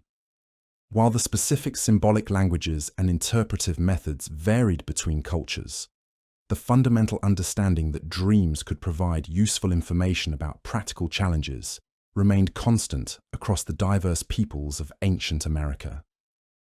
The historical documentation of these dream traditions provides us with insights into worldviews that understood human consciousness as capable of accessing information through non-ordinary means, while maintaining rigorous standards for evaluating and applying this information in practical contexts. These traditions represent sophisticated approaches to understanding the relationships between individual experience, community knowledge, and environmental adaptation that developed over thousands of years of careful observation and practical application. The complexity and sophistication of ancient American dream traditions reveal knowledge systems that were far more elaborate than early European observers initially understood. These weren't primitive superstitions, but practical approaches to gathering and interpreting information that complemented other forms of knowledge and contributed to the remarkable success of indigenous peoples in adapting to diverse and often challenging environments throughout the Americas. The preservation of these traditions in historical and anthropological records provides us with valuable insights into alternative approaches to understanding human consciousness and its potential relationships to broader patterns of meaning and guidance in the natural and social world. These traditions represent important contributions to humanity's ongoing exploration of the nature and significance of dream experiences and their potential applications in practical problem-solving and community decision-making. The preservation and transmission of dream knowledge among ancient American peoples involved intricate systems that ensured these vital practices would survive across generations. Among the Ojibwe communities of the northern Great Lakes, the responsibility for maintaining dream traditions fell to specialized keepers who dedicated their entire lives to preserving this essential knowledge. Ojibwe dream keepers underwent rigorous training that began in early childhood and continued for decades.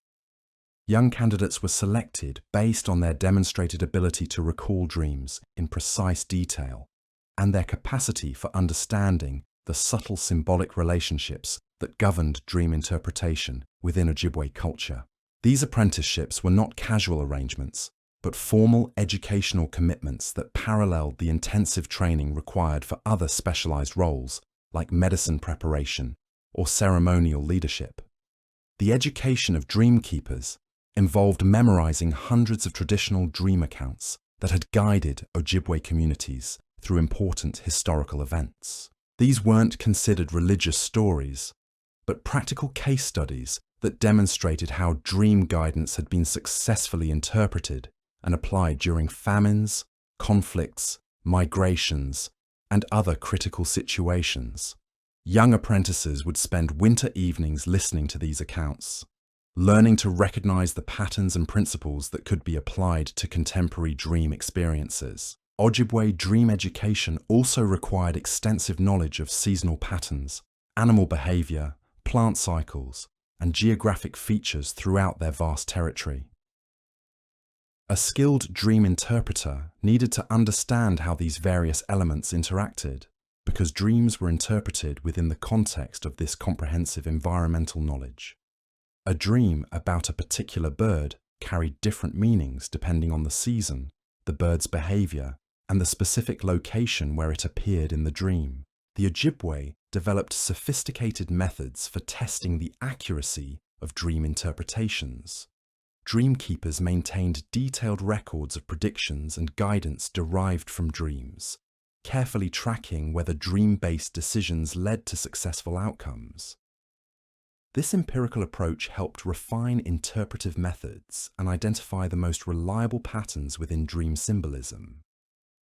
Among the Menominee people, whose seasonal rounds centered on wild rice harvesting, dream traditions were intimately connected with their sophisticated understanding of wetland ecology. Menominee dream interpreters specialized in communications that provided guidance about water levels, rice productivity, and the complex relationships between aquatic environments and seasonal weather patterns. Menominee rice dreams were analyzed according to elaborate protocols that had been developed over generations of careful observation. The timing of these dreams within the seasonal cycle was crucial for interpretation. Dreams that occurred during the ice-covered winter months were understood to carry different types of information than those experienced during the spring flooding or the late summer harvest season. The Menominee maintained detailed correlations between dream content and environmental conditions. A dream featuring certain water birds might indicate optimal rice harvesting conditions, while dreams about changing water levels could warn of drought or flooding that would affect the year's harvest. These correlations weren't considered mystical connections, but practical knowledge derived from centuries of careful observation and documentation. Menominee communities held formal councils where significant rice dreams were presented to experienced interpreters for analysis. These weren't casual conversations, but structured meetings that followed established procedures for evaluating dream content in the context of current environmental conditions and historical patterns of wetland productivity. Moving westward into the northern plains, the Assiniboine people developed dream traditions that reflected their complex role as intermediaries between different cultural groups and their extensive involvement in trade networks spanning vast distances. Assiniboine dream interpretation provided guidance about intercultural relationships and commercial opportunities across their enormous territory. Assiniboine diplomatic dreams were understood as communications about the intentions and capabilities of neighboring peoples. These dreams might reveal opportunities for beneficial alliances, warn of potential conflicts, or indicate the best strategies for maintaining their crucial position as mediators between plains tribes and woodland peoples. The interpretation of these dreams required extensive knowledge of political relationships and cultural protocols across multiple distinct societies. The Assiniboine maintained specialized dream interpreters who combined deep understanding of intercultural dynamics with expertise in analyzing dream content related to diplomacy and trade. These specialists provided guidance about when to initiate diplomatic missions, which gifts would be most appropriate for different groups, and how to navigate the complex social protocols that governed plains diplomacy. Assiniboine trade dreams provided information about the movement of goods across the extensive commercial networks that connected plains peoples with communities throughout North America. These dreams might reveal where valuable materials could be obtained, which trade routes were safest during different seasons, or when trading expeditions would be most profitable. The accuracy of this guidance was continuously evaluated against actual trading outcomes, creating feedback systems that refined interpretive methods over time. In the desert Southwest, the Papago people, now known as the Tohono O'odham, developed dream traditions specifically adapted to the challenges of life in the Sonoran Desert. Their dream interpretation focused heavily on communications about water sources, the timing of desert plant harvests, and the intricate relationships between human activities and desert ecosystems. Papago desert dreams were understood as messages from the spirits of desert plants about resource availability and optimal timing for various subsistence activities. These dreams might reveal where saguaro fruits would be most abundant in a particular year, when various cacti would be ready for harvest, or where rare desert animals could be found during different seasons. The Papago developed elaborate systems for correlating dream guidance with their detailed observations of desert phenology. Dream interpreters worked closely with experienced gatherers to analyze dream content in the context of rainfall patterns, temperature cycles, and the complex ecological relationships that governed desert productivity. Papago rain dreams were particularly crucial because they provided advanced information about precipitation patterns in an environment where water availability determined the success or failure of both wild plant harvests and limited agricultural activities. These dreams were understood as communications from atmospheric spirits, who could provide essential guidance about when and where precious rainfall would occur. Among the Hopi Pueblos of northeastern Arizona, dream traditions were intimately integrated with their sophisticated agricultural systems and their detailed astronomical observations. Hopi dream interpretation combined spiritual communication with precise knowledge of seasonal cycles and celestial patterns. Hopi farming dreams were understood as guidance from the spirits of corn, beans, and squash about growing conditions in their challenging desert environment.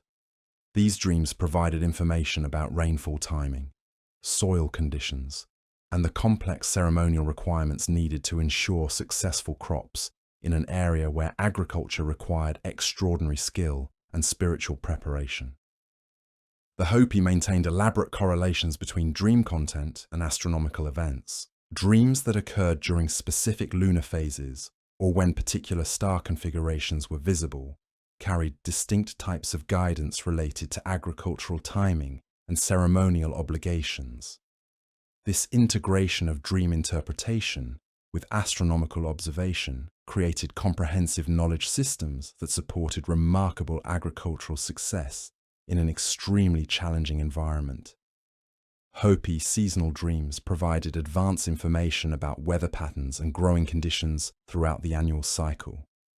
These dreams were understood as communications from spiritual beings who governed the complex relationships between celestial cycles, atmospheric conditions, and agricultural productivity in the high desert environment.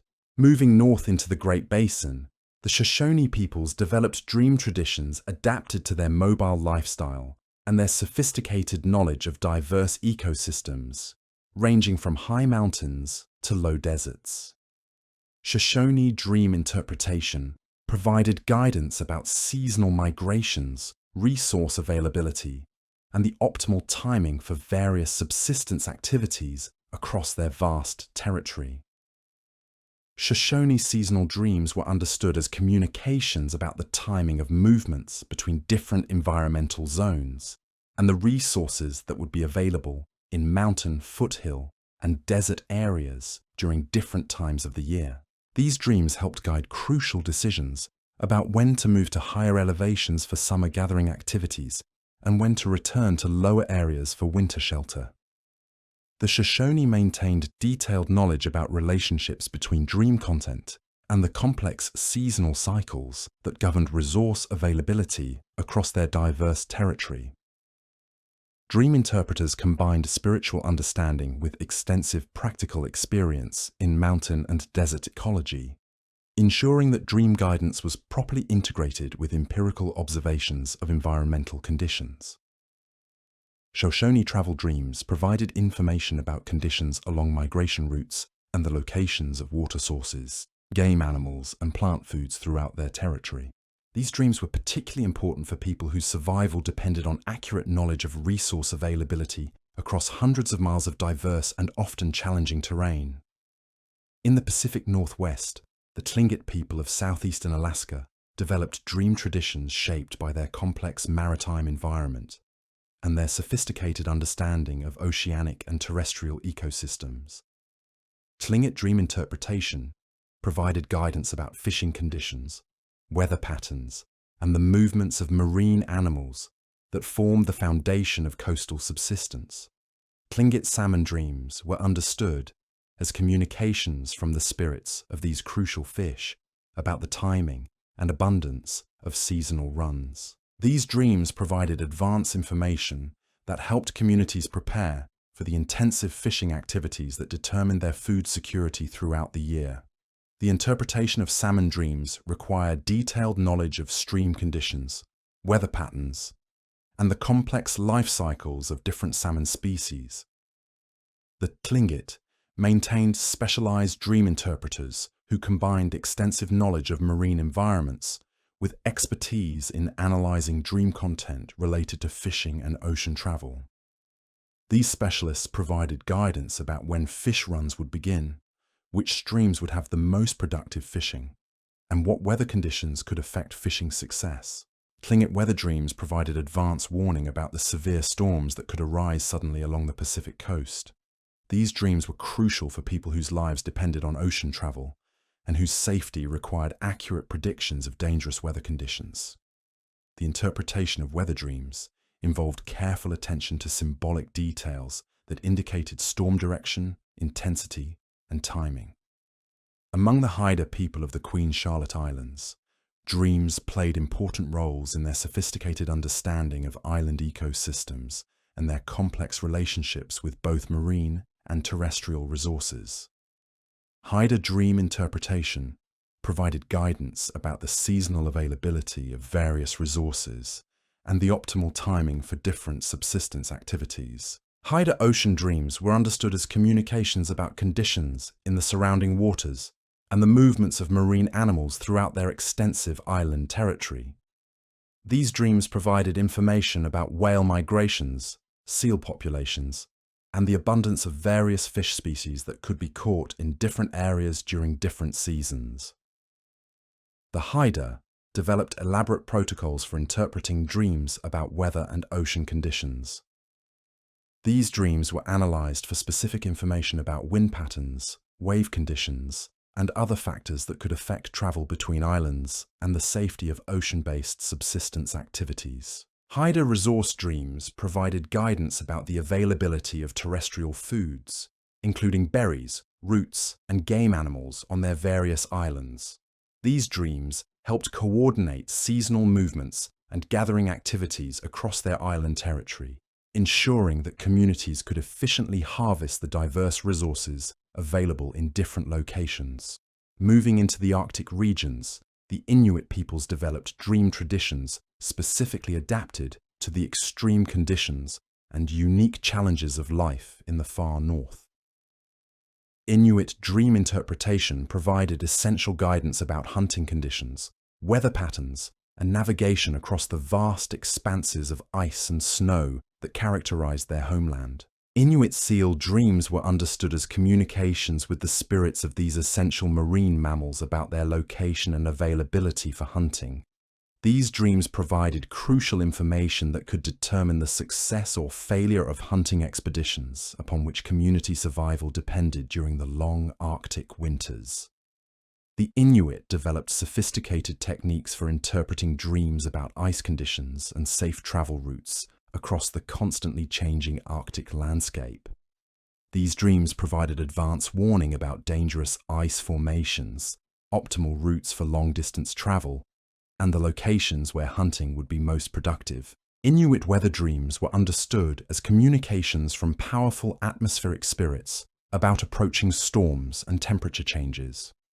These dreams provided essential advance warning that allowed hunters to seek shelter or avoid dangerous conditions that could prove fatal in the harsh Arctic environment. Among the Yupik peoples of Western Alaska, dreams provided guidance about the complex seasonal cycles that governed subsistence activities in the challenging subarctic environment. Yupik dream interpretation focused on communications about the timing of animal migrations, weather patterns, and resource availability throughout the annual cycle. Yupik caribou dreams were particularly important because they provided information about the movements of these crucial animals across the vast tundra landscape. These dreams helped coordinate hunting expeditions and guided decisions about when and where to establish seasonal camps that would provide access to migrating herds. The Yupik maintained detailed knowledge about the relationships between dream content and seasonal patterns of animal behavior. Dream interpreters combined spiritual understanding with extensive practical knowledge of animal ecology, ensuring that dream guidance was properly integrated with empirical observations of wildlife movements and behavior. Yupik fishing dreams provided guidance about the seasonal runs of salmon and other fish that formed important parts of their subsistence system. These dreams were understood as communications from fish spirits about the timing and abundance of these crucial resources.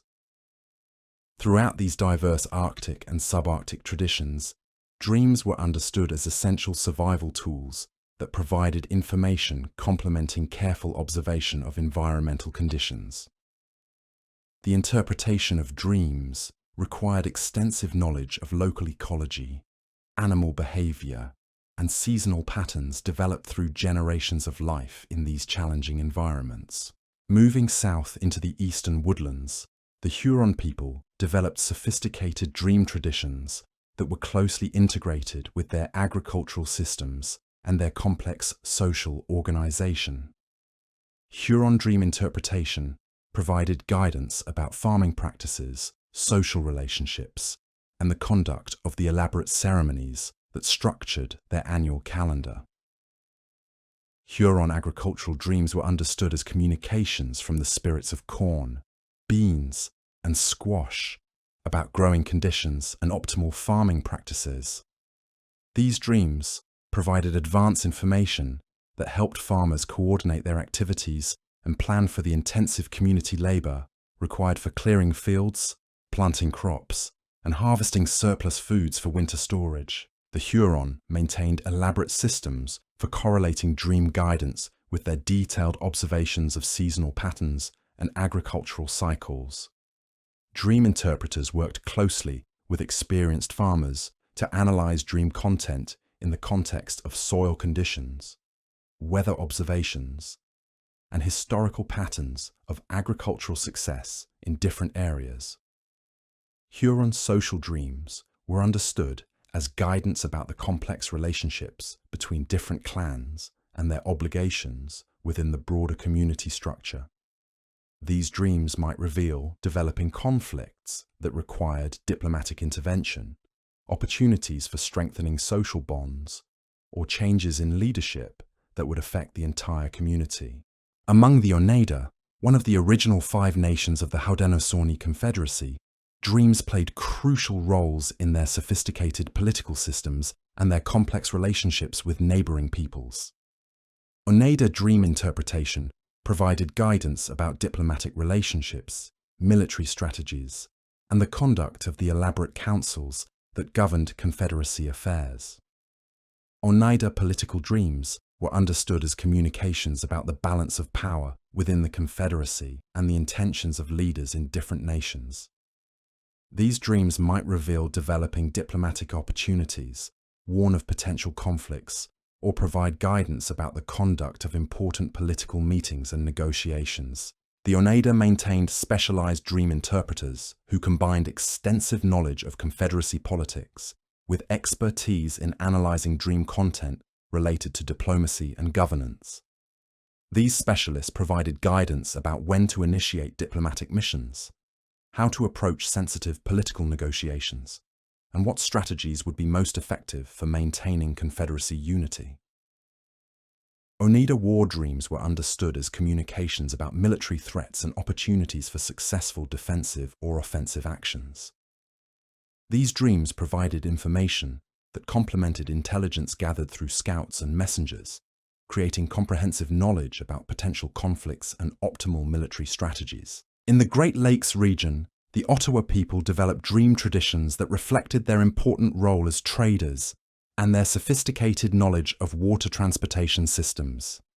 Ottawa dream interpretation provided guidance about trading opportunities, travel conditions, and the complex commercial relationships that connected communities across vast distances. Ottawa trade dreams were understood as communications about the movements of goods and the intentions of trading partners throughout their extensive commercial networks. These dreams might reveal where valuable materials could be obtained, which communities had surplus goods available for trade, or when trading expeditions would be most profitable. The Ottawa maintained specialized dream interpreters who combined extensive knowledge of trade networks with expertise in analyzing dream content related to commerce and travel.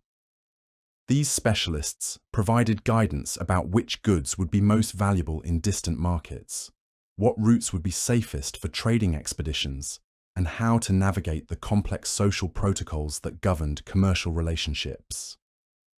Ottawa water dreams provided crucial information about conditions on the Great Lakes and connecting waterways. These dreams were understood as communications from water spirits about weather patterns, wave conditions, and other factors that could affect the safety and success of long-distance canoe travel that was essential for their trading activities. Among the Potawatomi of the southern Great Lakes region, dreams provided guidance about their complex seasonal rounds and their sophisticated understanding of diverse ecosystems.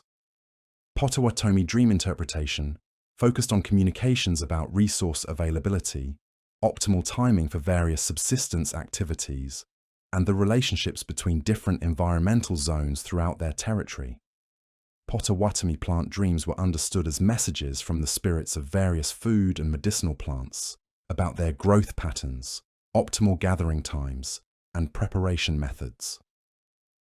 These dreams provided advance information that helped coordinate community gathering activities and ensured that plant resources were harvested at peak quality and abundance. The Potawatomi developed elaborate systems for correlating dream guidance with their detailed observations of seasonal phenology and ecological relationships.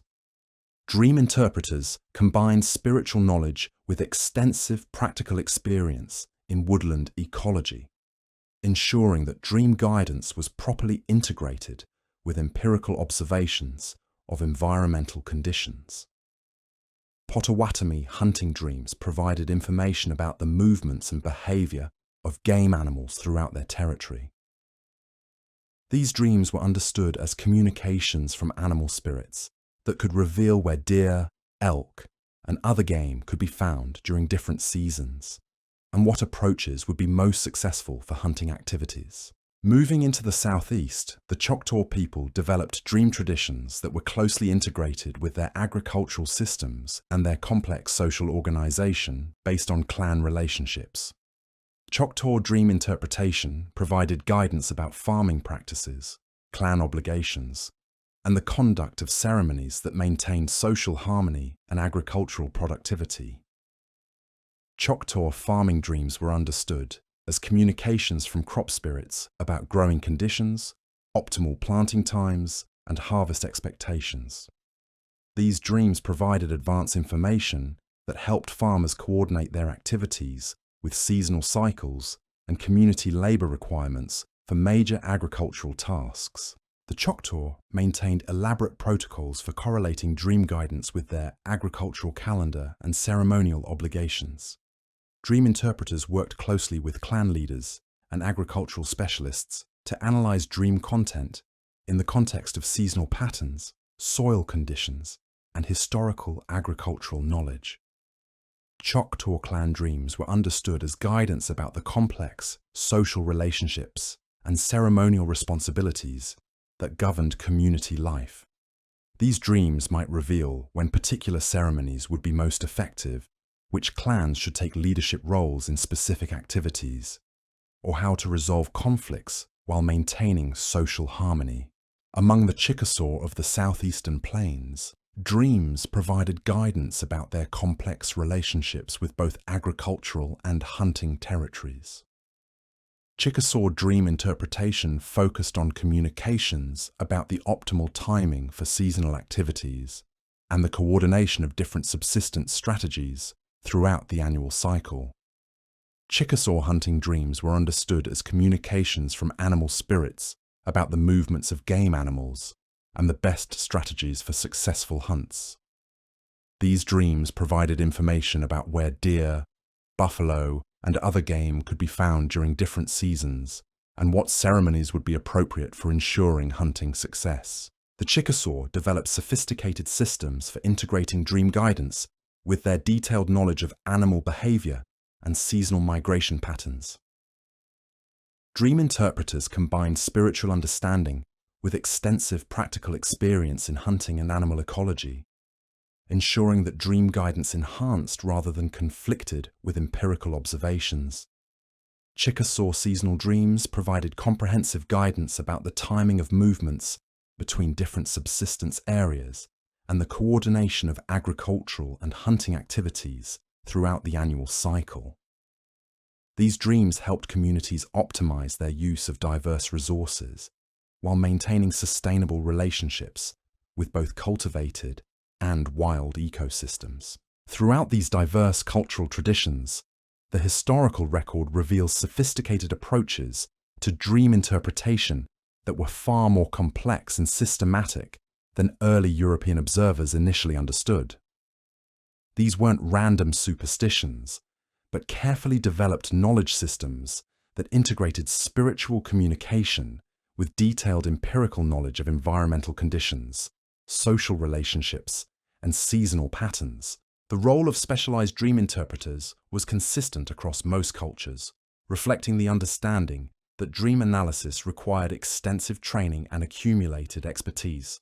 These specialists didn't simply provide mystical pronouncements, but worked within established protocols that had been refined through generations of practical application and careful evaluation of outcomes.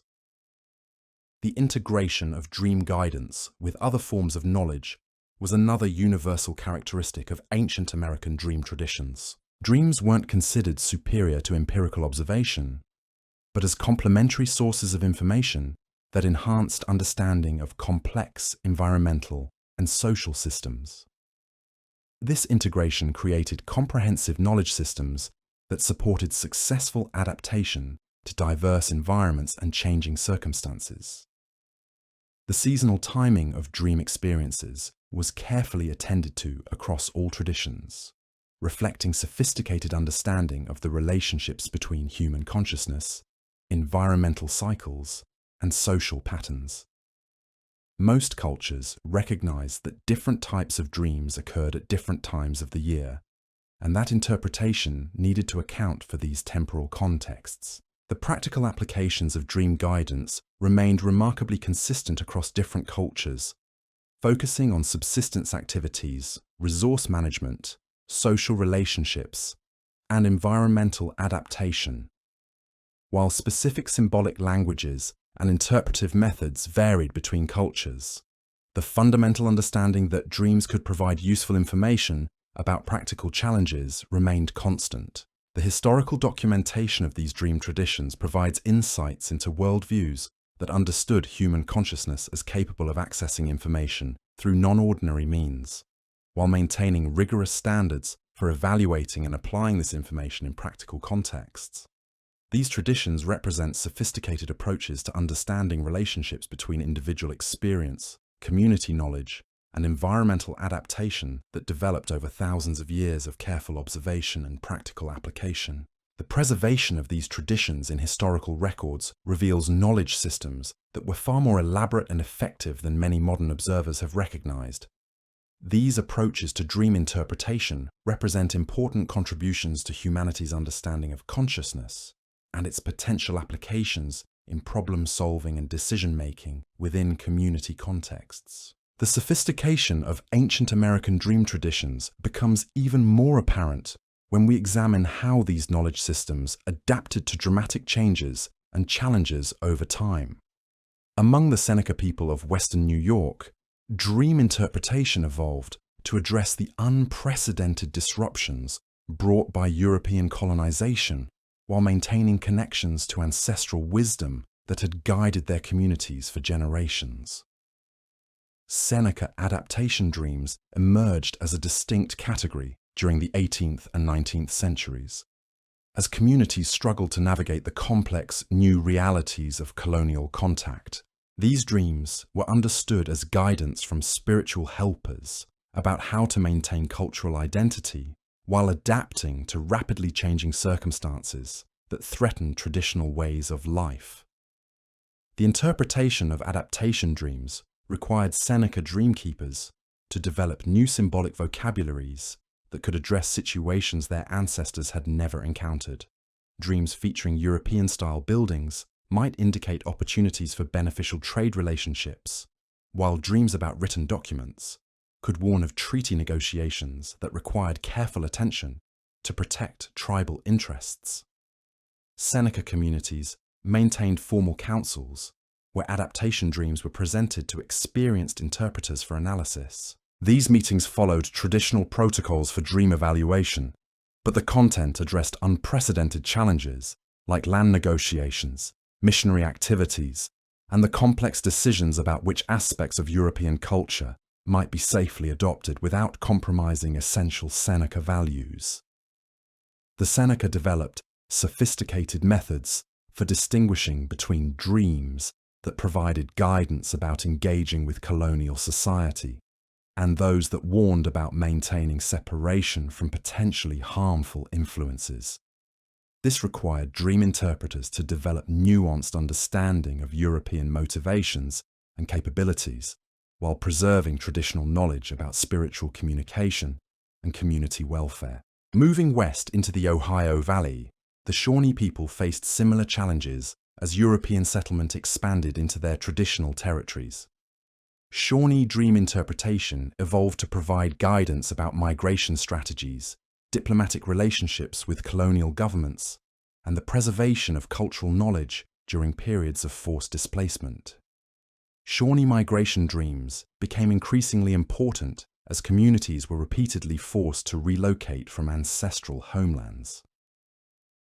These dreams provided guidance about where new settlements might be established safely, which routes would avoid hostile colonial forces, and how to maintain social cohesion during the trauma of repeated displacement. The interpretation of migration dreams required extensive knowledge of political conditions across vast territories, as different Shawnee bands scattered throughout the Ohio Valley, the Great Lakes region, and eventually into areas beyond the Mississippi River. Dream interpreters needed to understand the intentions of various colonial governments, the capabilities of military forces, and the attitudes of other native peoples in potential refuge areas. Shawnee preservation dreams provided guidance about maintaining cultural knowledge and practices during periods when traditional ways of life were under constant threat. These dreams might reveal which ceremonies could be safely continued, which traditional foods could still be gathered in new territories, or how to teach children essential cultural knowledge when traditional educational systems had been disrupted. Among the Cherokee of the Southern Appalachians, dream traditions adapted to address the complex challenges of maintaining sovereignty while surrounded by expanding European settlements. Cherokee dream interpretation provided guidance about diplomatic strategies, legal challenges, and the difficult decisions about cultural adaptation that faced the nation during the early 19th century. Cherokee legal dreams emerged as European-style court systems began affecting tribal affairs. These dreams were understood as guidance about navigating unfamiliar legal procedures, understanding the intentions of government officials, and protecting Cherokee interests within colonial legal frameworks that operated according to completely different principles than traditional Cherokee justice systems. The interpretation of legal dreams required Cherokee dreamkeepers to develop understanding of European legal concepts and procedures while maintaining traditional approaches to spiritual communication and community decision-making. This created complex hybrid knowledge systems that combined ancestral wisdom with practical intelligence about colonial institutions. Cherokee sovereignty dreams provided guidance about maintaining political independence and cultural integrity while under increasing pressure from state and federal governments. These dreams might reveal effective strategies for diplomatic negotiations, warn of impending threats to tribal autonomy, or provide insight into the long-term consequences of different political choices. In the Great Lakes region, the Potawatomi people developed dream traditions that addressed the challenges of maintaining traditional subsistence practices while adapting to the economic and social changes brought by the fur trade and European settlement. Potawatomi dream interpretation provided guidance about trade relationships, territorial negotiations, and cultural preservation. Potawatomi trade dreams evolved to address the complex new economic relationships created by European demand for furs and other forest products. These dreams provided guidance about which European traders could be trusted, what goods would be most valuable in changing markets, and how to maintain traditional resource management practices while participating in commercial relationships. The interpretation of trade dreams required understanding of European economic motivations and market conditions while preserving traditional knowledge about sustainable resource use and community welfare. Potawatomi dream interpreters developed sophisticated approaches to evaluating the long-term consequences of commercial decisions that could affect community survival and cultural continuity. Potawatomi territorial dreams provided guidance about land negotiations and the complex decisions about whether to remain in traditional homelands or relocate to Western territories. These dreams were understood as communications about the intentions of government officials. the reliability of treaty promises, and the potential consequences of different responses to removal pressures. Moving into the Plains region, the Lakota people faced dramatic changes as horse culture transformed traditional lifeways and European contact brought new opportunities and challenges. Lakota dream interpretation evolved to address the implications of mounted warfare, expanded territorial ranges, and complex new relationships with both European traders and other tribal nations. Lakota horse dreams became an important new category as these animals revolutionized Plains life during the 17th and 18th centuries. These dreams provided guidance about horse acquisition, training methods, and the integration of mounted warfare into traditional military and hunting practices. The spirits of horses were understood as powerful new allies who required appropriate ceremonies and respectful treatment. The interpretation of horse dreams required Lakota dream keepers to develop new symbolic vocabularies and ceremonial protocols that had no precedent in traditional knowledge systems. This adaptation process demonstrated the flexibility of traditional dream interpretation methods while maintaining essential principles about spiritual communication and community guidance.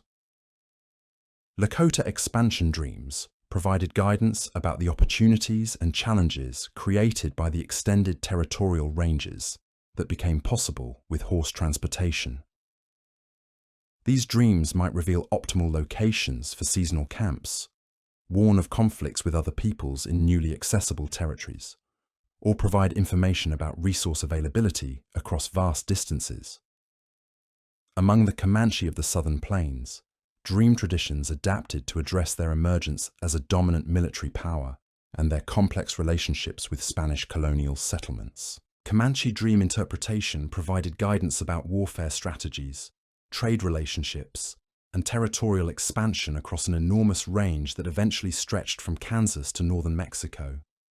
Comanche war dreams evolved to address the new tactical possibilities created by horse warfare and the complex military challenges of maintaining dominance across such vast territories. These dreams provided guidance about optimal timing for military expeditions, effective strategies for particular types of conflicts, and the spiritual preparations needed for successful warfare. The interpretation of war dreams required understanding of the military capabilities and intentions of various enemies and allies across the southern plains and southwestern borderlands. Comanche dream interpreters needed to evaluate guidance about Spanish military forces, Apache resistance, and the intentions of other plains peoples within a rapidly changing political landscape. Comanche trade dreams provided guidance about the lucrative but dangerous commercial relationships with Spanish settlements and other European colonial communities. These dreams might reveal which settlements offered the best trading opportunities, warn of military preparations that could threaten Comanche trading parties, or provide information about the availability of desired goods in different markets. In the Southwest, Pueblo communities faced the challenges of maintaining traditional agricultural and ceremonial systems under Spanish colonial rule. Pueblo dream interpretation evolved to provide guidance about preserving essential cultural practices while adapting to imposed religious and political systems that often conflicted with traditional values. Pueblo resistance dreams emerged as communities struggled to maintain traditional ceremonies and agricultural practices despite Spanish efforts to suppress native religious activities. These dreams provided guidance about which ceremonies could be safely continued, how to preserve essential knowledge during periods of persecution, and when resistance activities might be most effective.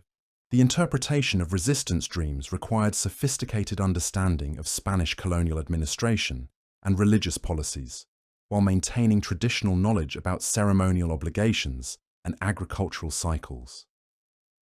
Pueblo dream interpreters developed methods for distinguishing between guidance about open resistance and advice about subtle forms of cultural preservation.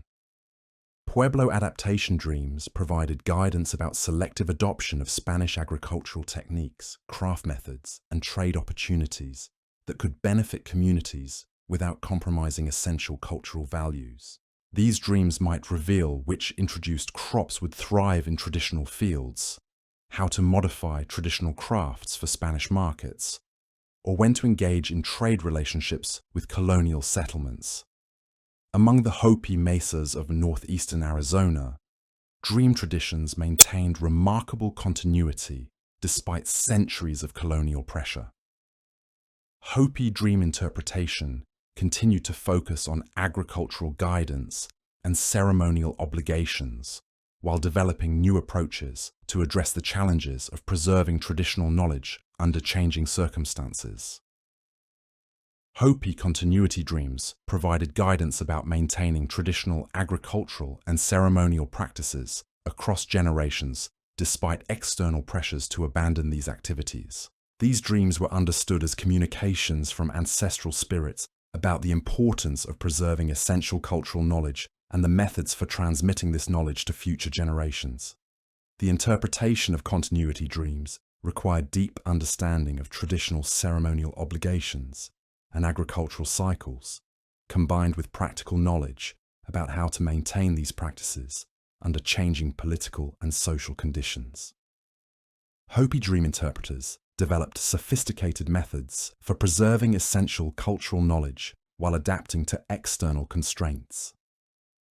Hopi seasonal dreams continued to provide guidance about agricultural timing and ceremonial obligations based on traditional astronomical observations and environmental cycles. These dreams maintained connections to ancestral knowledge systems while addressing the practical challenges of farming under colonial economic pressures and changing environmental conditions. In the Pacific Northwest, coastal peoples like the Tlingit and Haida faced dramatic changes brought by maritime fur trade and the introduction of European trade goods. Dream interpretation evolved to address new economic opportunities and the cultural implications of participating in global commercial networks. Tlingit trade dreams provided guidance about the complex new relationships with European and American traders who sought furs, fish, and other coastal products. These dreams might reveal which traders could be trusted, what goods would be most valuable in changing markets, or how to maintain traditional resource management practices while participating in commercial relationships. The interpretation of trade dreams required understanding of global market conditions and trader motivations while preserving traditional knowledge about sustainable resource use and potlatch obligations. Tlingit dream interpreters developed sophisticated approaches to evaluating the long-term cultural consequences of commercial decisions. Tlingit cultural preservation dreams provided guidance about maintaining traditional clan relationships and ceremonial obligations, despite the social changes brought by increased wealth from trade and contact with different cultural systems. These dreams were understood as communications about the importance of preserving essential cultural values while adapting to new economic opportunities. Among Arctic peoples, like the Inuit, dream traditions adapted to address the changes brought by contact with European whalers, traders, and eventually colonial administrators.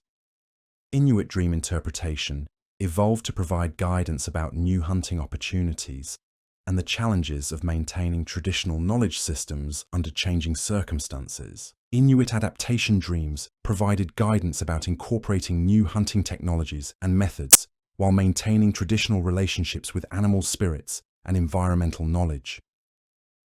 These dreams might reveal how to use introduced tools and weapons effectively while preserving essential spiritual practices and ecological understanding.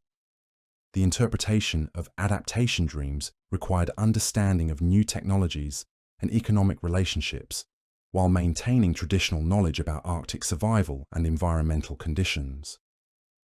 Inuit dream interpreters developed methods for evaluating innovations while preserving essential cultural knowledge and spiritual practices. Inuit seasonal dreams continue to provide guidance about hunting conditions, weather patterns, and resource availability based on traditional environmental knowledge. These dreams maintained connections to ancestral understanding of Arctic ecosystems while addressing the practical implications of changing hunting methods and economic relationships. Throughout these diverse examples of cultural adaptation, certain patterns emerge that reveal the remarkable flexibility and resilience of traditional dream interpretation systems. Most cultures maintained essential principles about spiritual communication and community guidance, while developing new symbolic vocabularies and interpretive methods to address unprecedented challenges. The role of specialized dream interpreters remained crucial during periods of cultural change, as these knowledge keepers were responsible for distinguishing between guidance that supported beneficial adaptation and warnings about changes that could threaten essential cultural values. This required sophisticated understanding of both traditional knowledge systems and changing external conditions. The integration of dream guidance with practical decision-making continued to be a central characteristic of these traditions, even as the nature of practical challenges evolved dramatically. Dreams provided information that complemented other sources of intelligence about changing political, economic, and social conditions while maintaining connections to ancestral wisdom and spiritual guidance. The seasonal timing and ceremonial context of dream experiences remained important elements of interpretation even as communities adapted to new circumstances. Most cultures maintained traditional protocols for dream sharing and analysis while developing new applications for guidance about unprecedented challenges and opportunities. The historical documentation of these adaptive processes reveals the sophisticated nature of traditional knowledge systems and their capacity for evolution without losing essential characteristics. These examples demonstrate that ancient American dream traditions were not rigid belief systems, but flexible approaches to understanding and working with spiritual communication that could adapt to changing circumstances while maintaining core principles and values. The preservation of these adaptive traditions in historical records provides insights into the resilience and creativity of indigenous knowledge systems during periods of dramatic cultural change. These examples reveal how traditional approaches to dream interpretation could provide practical guidance for navigating unprecedented challenges while maintaining cultural identity and spiritual connections across generations of disruption and adaptation. The complexity of these adaptive processes also demonstrates the sophisticated nature of traditional dream interpretation as a knowledge system that combines spiritual understanding with practical intelligence about changing social, political, and economic conditions. These traditions represent important examples of how indigenous communities maintained cultural continuity while adapting to historical circumstances that threatened traditional ways of life. Ways of life. The legacy of these ancient American dream traditions extends far beyond the historical periods we can document through written records and ethnographic accounts. Even as traditional ways of life faced unprecedented pressures from colonization, disease, and forced cultural change, many communities found ways to preserve essential elements of their dream knowledge while adapting to new realities. In the northern Great Lakes region, Ojibwe communities maintained dream traditions, even as they were relocated to reservation lands far from their ancestral territories. Elders recognized that preserving dream interpretation knowledge was crucial for maintaining cultural identity and community cohesion during periods of profound disruption. They developed new methods for teaching traditional dream symbolism to younger generations who had grown up in boarding schools designed to eliminate indigenous cultural practices. These preservation efforts required remarkable creativity and determination. Traditional dream-sharing circles were conducted in secret when necessary, often disguised as other types of community gatherings that would not attract the attention of government agents or missionaries opposed to indigenous spiritual practices. Elders encoded traditional dream interpretation knowledge into seemingly innocuous stories and songs that could be shared openly while transmitting essential cultural information to those who understood their deeper meanings. The Menominee people of Wisconsin developed particularly sophisticated approaches to preserving their dream traditions related to wild rice harvesting. Even when government policies restricted their access to traditional rice beds, community elders maintained the knowledge about rice dreams and their interpretation. They understood that preserving this knowledge would be essential when circumstances eventually allowed them to resume traditional harvesting practices. Menominee dream keepers created detailed oral records of traditional rice dreams and their historical interpretations, ensuring that this crucial knowledge would survive periods when it could not be practically applied. These records included not only the symbolic content of dreams, but also detailed information about the environmental contexts and seasonal timing that governed traditional rice harvesting activities. As we reach the end of our journey through the dream traditions of ancient America, what emerges is a picture of extraordinary sophistication and practical wisdom. From the morning dream circles of Iroquois longhouses to the seasonal dream calendars of Hopi farmers, from the buffalo dreams of plains nomads to the navigation dreams of Arctic hunters, these weren't primitive superstitions, but carefully developed knowledge systems that helped communities thrive across diverse and challenging environments for thousands of years. The historical record reveals that dreams weren't seen as random mental events, but as meaningful communications requiring skilled interpretation and thoughtful application. Perhaps most remarkably, these traditions demonstrate humanity's enduring fascination with the mysterious realm of sleep and our persistent belief that the experiences we have while dreaming might offer guidance for the lives we live while awake. These ancient American approaches to understanding dreams remain as thought-provoking today as they were centuries ago, reminding us that the relationship between sleeping consciousness and waking reality continues to be one of our most intriguing and enduring mysteries.